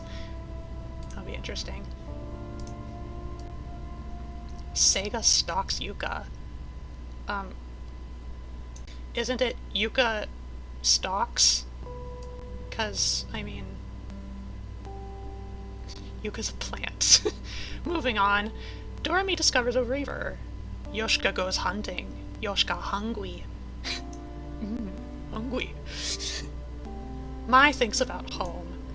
There's no home anymore. There's no access to the backdoor dimension. Saki sees smoke rising in the distance but decides not to investigate. Ben receives clean water. Waka, Junko, Eika, and Yatsuhashi raid Yachi's camp while she's hunting. Wah wah. Misumaru is pricked by thorns. Eternity scares Takane off. Probably did a little, like wing pattern bluff to freak her out, like some butterflies are able to do. Seiran and Keiki hunt for other tributes. Shinmumaru and Mamizo hunt for other tributes. Kagero, Fudo, Miko, and Tsukasa raid Sanyo's camp while she's hunting. Oh no, they took all the gambling earnings! Sanyo's gonna be pissed. Only one cannon shot for today, for Okina. Let's see who's left. So, should I count the deaths or the lives? I'll count the deaths. 1, 2, 3, 4, 5, 6, 7, 8, 9, 10, 11, 12, 13, 14, 15, 16, 17, 18, 19, 20, 21, 22. So we're almost halfway. Almost. This is a longer game, I think, than Season 1. Or at least it's gonna shape up to be a longer one at this rate. Okay. Keiki attempts to start a fire but is unsuccessful. Kagero receives clean water. Yuko lets Hikatia into her shelter. Very, very wise.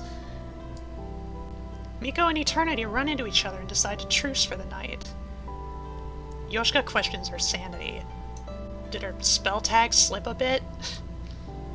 Sanyo and Seiran fight Eiki and Tsukasa. Sanyo and Seiran survive, which means Eika, the baby, is dead. Double dead. And then Tsukasa, she's dead. Whoop-de-doo. Ben, Yachie, Yatsuhashi, and Takane tell each other ghost stories to lighten the mood. The Tsukumo sisters have reunited at long last. Junko climbs a tree to rest. Saki receives clean water. Doremi convinces Seiga to not kill her, only to kill her instead. There goes our wicked hermit. Bye-bye. No projectile fetuses for you. Shinmumaru thinks about winning. That honestly makes sense with the murder spree you've been able to go on, Shinny. Mai is awoken by nightmares. Well, Doremi was a little busy committing murder, so can't imagine that's a surprise. Mamizo sets up camp for the night. Misumaru tries to treat her infection. Fudo and Waka talk about the tributes still alive. Sagume dies from infection. The world has finally turned its back on Sagume for the last time. Fudo kills Junko for her supplies! No, Fudo! I mean, usually fire is regarded as a purifying essence, but it turned against Junko in the end. Oh, Mama! Bye-bye, Mama!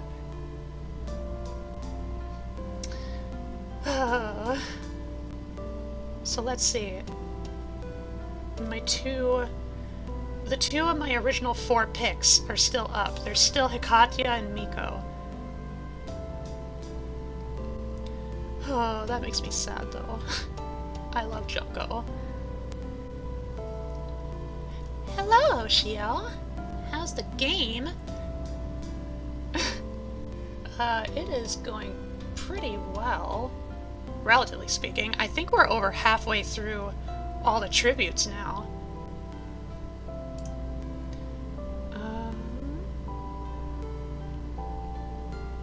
Yeah, and because I can only access the simulator through my browser, I have to like put my OBS window in the background, and I have to switch between windows, so I can't always see chat.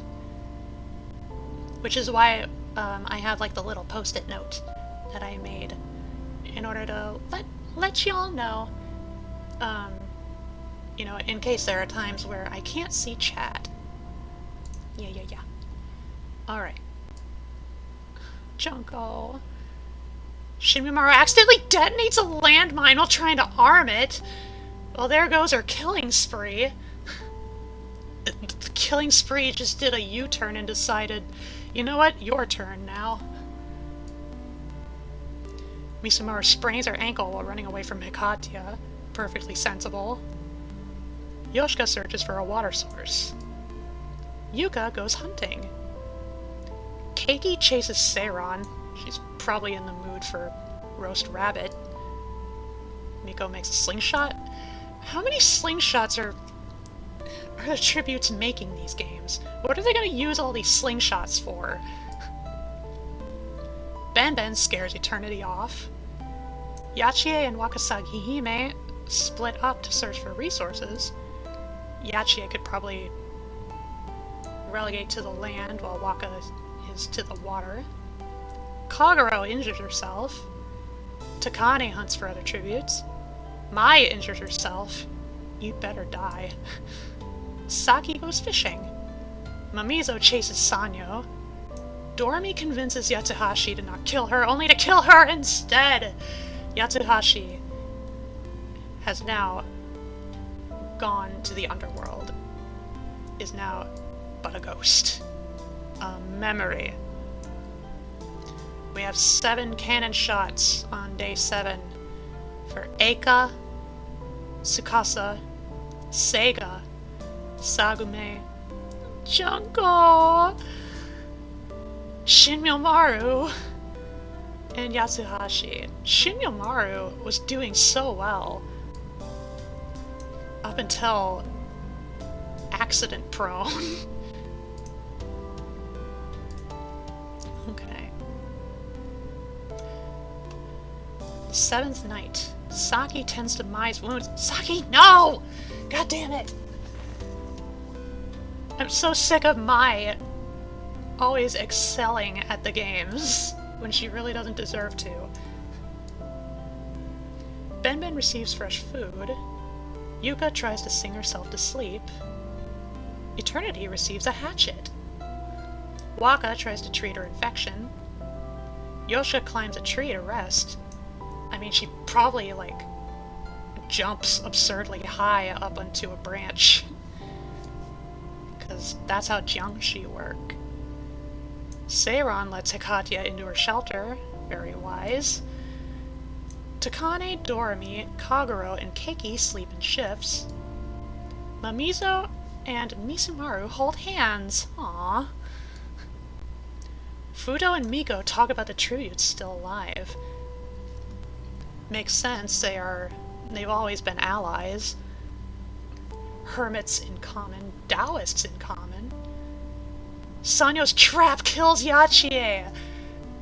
And there goes one of our animal spirit Yakuza bosses. Fallen prey to Sanyo's trap. Maybe she tried to appeal to Yachie's inner greed, if there was any. Day 8. We are now a week into the Gensokyo games. Saki scares Ben off, perfectly sensible. Sanyo forces Mamizo to kill Mai or Hikatya. She decides to kill Hikatya! What?! God damn it! Oh, it's the Hell family! All 3 of them are dead. All that's left is Miko. At least for my original picks. Hikatya! Hikatya! God! Wow!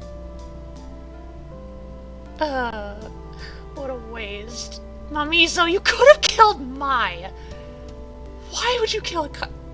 Well, actually, if she had the opportunity to kill Hikatya,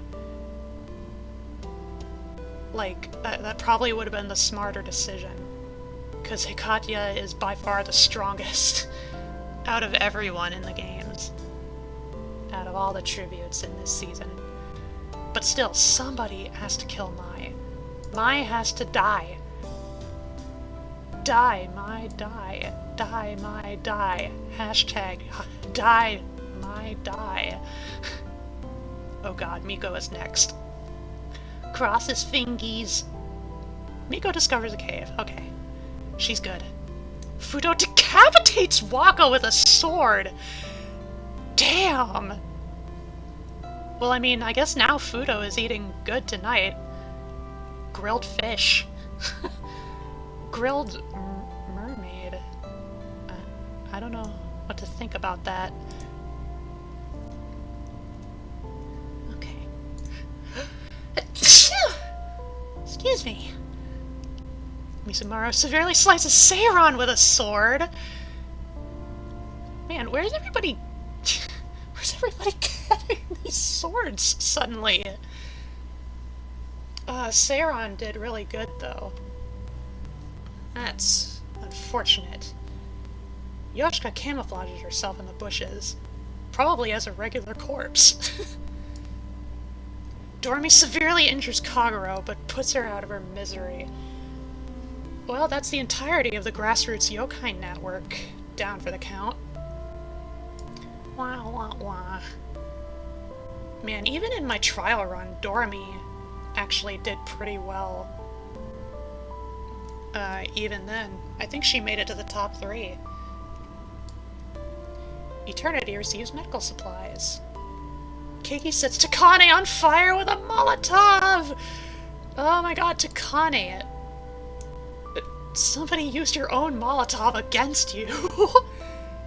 You should have been quicker to the punch.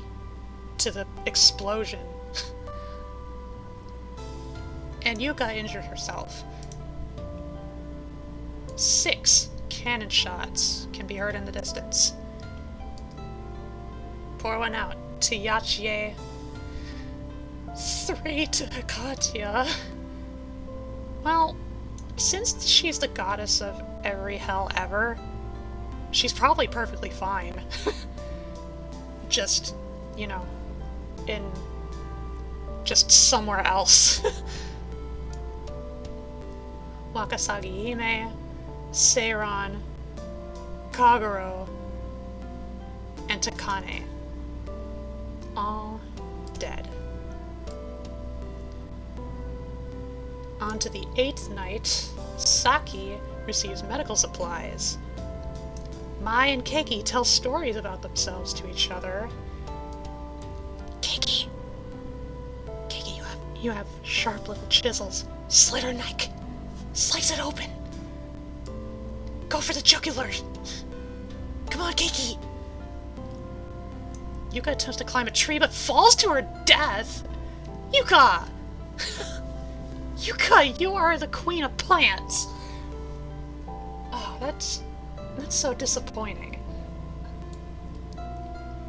Misumaru and Sanyo fight Yoshika and Mamizo. Misumaru and Sanyo survive! So now Yoshika is twice the corpse, and Mamizo can't shapeshift her way out of death. Eternity falls into a frozen lake and drowns. There goes our butterfly. Benben cooks her food before putting her fire out. Miko throws a knife into Fudo's chest! Miko, that was your subordinate. Damn, and just after, like, kind of like chatting it up, talking about the games, the betrayal! Wow. And Dormi receives clean water. Day 9. It's Cheerno Day. But that was last season.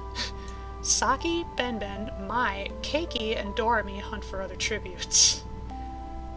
God, that's Saki, Keiki, potentially Doremi. Just those three are quite imposing. Misumaru severely injures Sanyo and leaves her to die! No!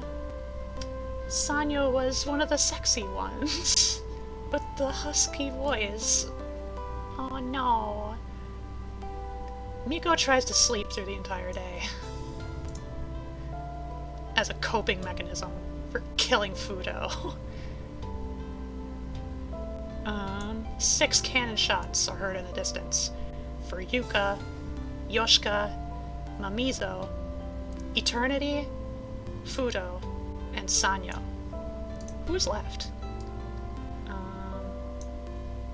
Since we're over halfway, we'll count the survivors. 1, 2, 3, 4, 5, 6, 7.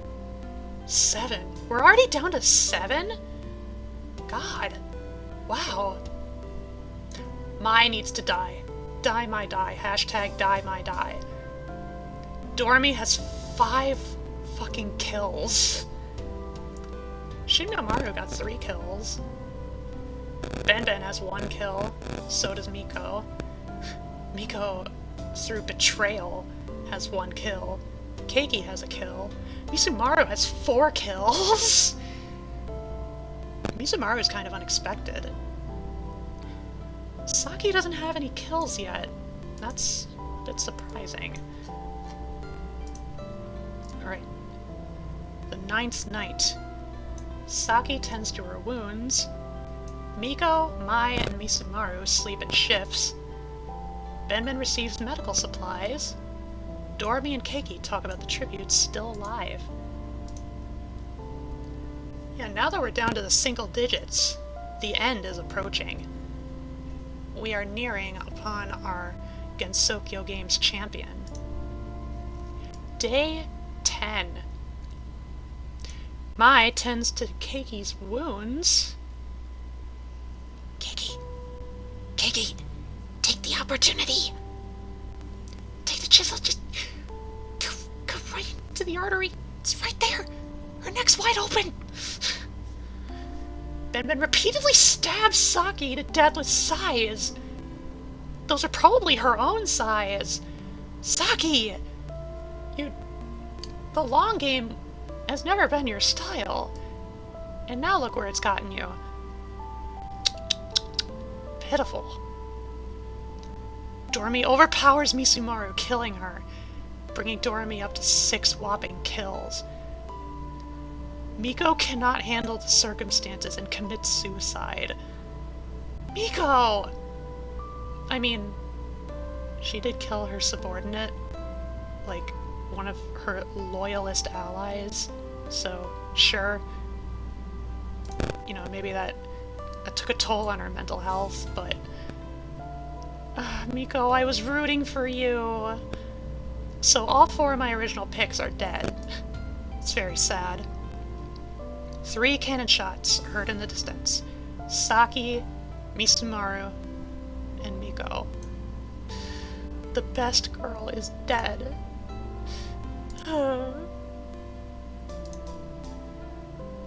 Okay. So, that night, Mai receives an explosive from an unknown sponsor. Ben tends to Dorami's wounds. Keiki falls into a frozen lake and drowns. Keiki, what the fuck is the matter with you? Also, oh my god, we're down to the top 3, and 2 of them are Mai and Dorami, just like the trial run. What the fuck? Alright. Mai tends to Ben's wounds on day 11. Dorami dies of dysentery! Ben. It's all on you, Ben. 2 cannon shots are heard in the distance. One for Keiki, one for Dorami. It's time to find out who is our champion. Please let it not be Mai. Please let it not be Mai. Please let it not be Mai. Lily pals, cross your fingies. Cross your toesies. Cross every appendage and limb you're capable of. Just cross them. Cross them to make it so Mai does not win. I will accept Ben as the champion wholeheartedly. Just not Mai. Just not Mai. Please. Oh, the anticipation is killing me. Ugh.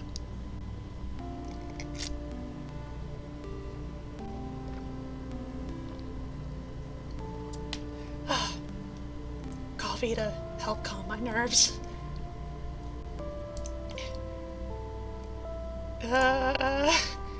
Here we go. It's just Ben and Mai left. Who will it be?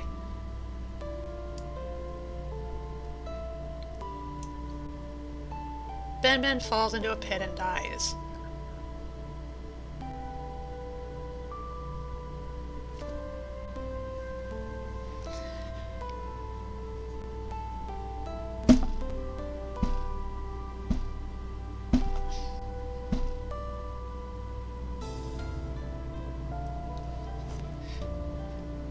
This game sucks.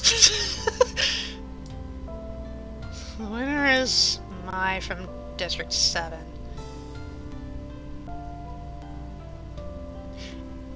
Do I have Sagume's ability? Where whatever I say, what I want to happen, the opposite happens? 'Cause the universe...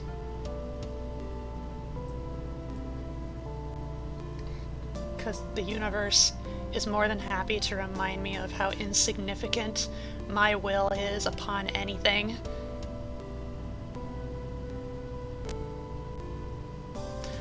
Mai is a champion. Whoopee. Which means she'll be paired up with Mystia, the champion of Season 1, and together, in one district, they will participate in a not necessarily Toho-related Hunger Games. Okay. I am very sad. Let's see. Placements. Placements, everybody. So, obviously, first place with 3 kills, we have Mai Teireda. Second place at 2 kills, we have Ben Tsukumo. In third place with 6 kills, Dorami Sweet from District 5. Fourth place, Keiki with 1 kill. Toyosata Mimi no Miko, the best girl, at only 5th place with 1 kill. Misumaru 6th place with 4 kills. Saki at 7th. Sanyo at 8th place with 5 kills. Fudo, 9th place at 3 kills. Eternity at 10th. Mamizo 11th with 2 kills. Yoshika at 12th. Yuka at 13th with 2 kills. Takane in 14th, Kagero in 15th, Seiron in 16th with 3 kills, Wakasagi Hime at 17th, Hikatia at 18th with 1 kill. Hikatia, I was expecting so much more. I'm upset. Okay. Yachie at 19th with 2 kills, Yatsuhashi at 20th with 1 kill, Shinmyo Maru at 21st with 3 kills. Shinmyo Maru was shaping up to be potentially like a real underdog, but then I guess fate had other plans. Junko at 22nd place, Sagume at 23rd. At least she didn't die before the Lunarian did. You can carry that to the grave, Junko. That will be your bragging right in the afterlife. Seiga at 24th place with 1 kill. Tsukasa at 25th. Eika at 26th. Everybody was bullying Eika for the longest time before they ended up killing her. I don't get it. What do they have against the baby? Unless they really were trying to pick up the slack of the missing Oni. But still, just a baby! Okina at 27th with 1 kill. That's very surprising. I was expecting, partially hoping, she might have gotten further. Mike at 28th. Ringo 29th, Momoyo 30th, Kyoko at 31st, 32nd is Mayumi, Iko at 33rd, Raiko at 34th, Nemuno at 35th, Chimata at 36th with 1 kill, Narumi at 37th, Urumi at 38th, Tojiko at 39th, Clown Piece at 40th. She was gone so soon. Too soon. Megumu at 41st, Kutaka at 42nd, Seija at 43rd. I was expecting Seija to go further. Satono in 44th with 1 kill, Sekibaki at 45th, Aon at 46th, Nue 47th, and the lowest of the losers, Tenshi at 48th. This is the whole history. 11 days and 11 nights of Season 2 of the GENSOKYO games. So because of my victory, District 7 is also the victor. Easy target. I'm assuming you're saying that about Eika. The baby. Doremi got the most kills, was the most brutal, the most bloodthirsty, followed by Sanyo. Sanyo kind of surprises me. Misumaru was also kind of getting up there in a kill count. Quite the surprise. And then District 8 was the lowest in the district placements. But that, Lily Pals, is Season 2 of the GENSOKYO games, with my Terada as the champion. I'm sorry, I know I'm, like, the host, announcer, but I am extremely biased. I don't care about Mai. I cared about the Hell family, the clown daughter, the pure mama, and the goddess mama. I was also rooting for the best girl, best hermit, best canon trans character. Wah! But it is what it is. 11 days, 11 nights. What is this, the story of Noah? Wasn't that 40 days and 40 nights? So bloodthirsty she wouldn't let anyone kill her except herself. Wait, like, I already forgot. How did Doremi die? I've already forgotten. Maybe I can... Summary. Okay. Dysentery. Right. Right.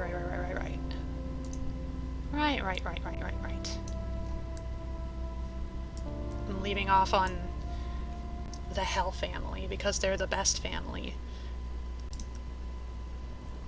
Incorrectly placed my orders. Alright. Mistio Lorelei and my Tereda for the next Hunger Games simulation, whatever that will be. And I know next time it will definitely be an assortment of different characters from different series. Different IPs. So look forward to that whenever it happens, Lily Pals. I can get rid of the post-it now. Alright. All things considered, you know, the introductions were kind of exhausting, but it was out of necessity. Different IP, will Gwen have to fight Izzy? No! I don't want to fight my sister! I don't even want to be in the games. I just want to talk about them. I'm here in the capital right next to you, RNG. Not that I agree with it, but it's because you think Izzy will win? I mean, probably.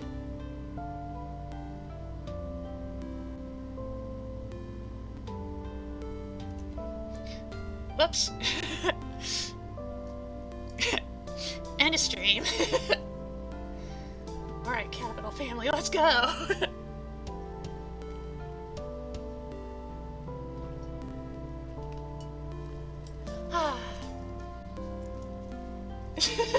Not just yet. No. We need to find somebody to raid. Maybe we can find somebody else taking part in some blood sports of their own. Some competitive gaming. Right now I'm just kind of fanning myself off all fancy-like, as the capital folk would likely want to do. Yes. Very colorful, I must say.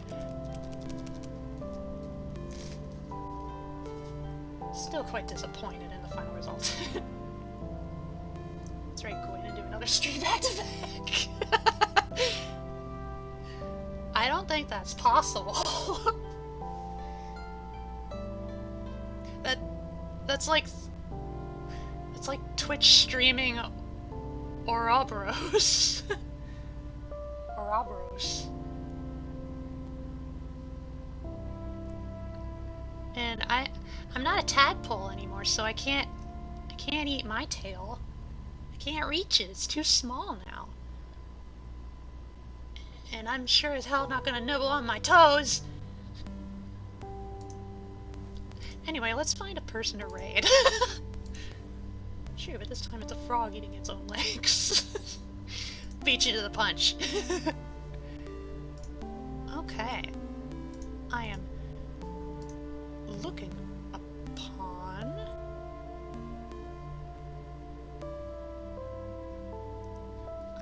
upon... the Twitch sphere and bringing forth our raid messages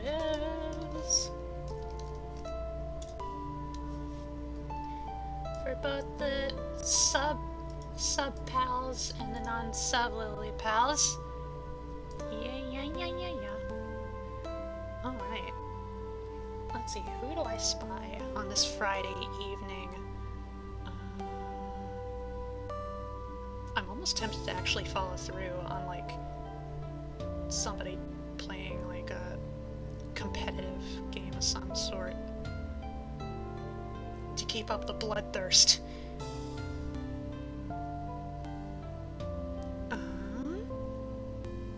Oh!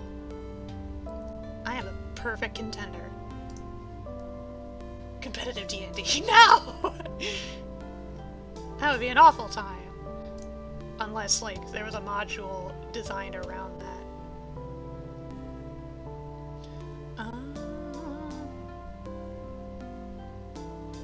think a couple of them are actually collabing with each other. Maybe. Actually, no, I don't think... Well, I don't know. So, we could pick one of the two. Let's raid... Competitive slow reading! Competitive D&D is just having all the players competing to be the MC of the story. Why is that so true, though?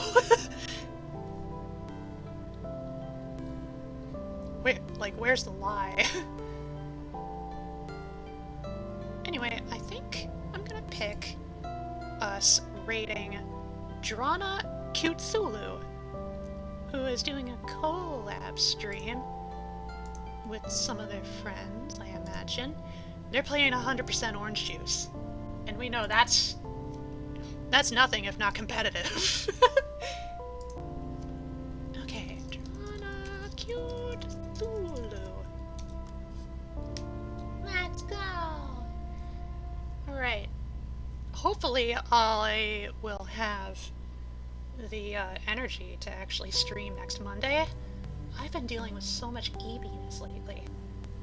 Will it be the edgy rogue with the sad backstory, or the edgy sorcerer with the fabric backstory, or maybe the edgy cleric who lost their faith from a sad backstory? Put in your votes here. Okay. Nevertheless, I hope to see you all, Lily Pals, next Monday. I don't know. I don't know what I'm gonna be getting up to.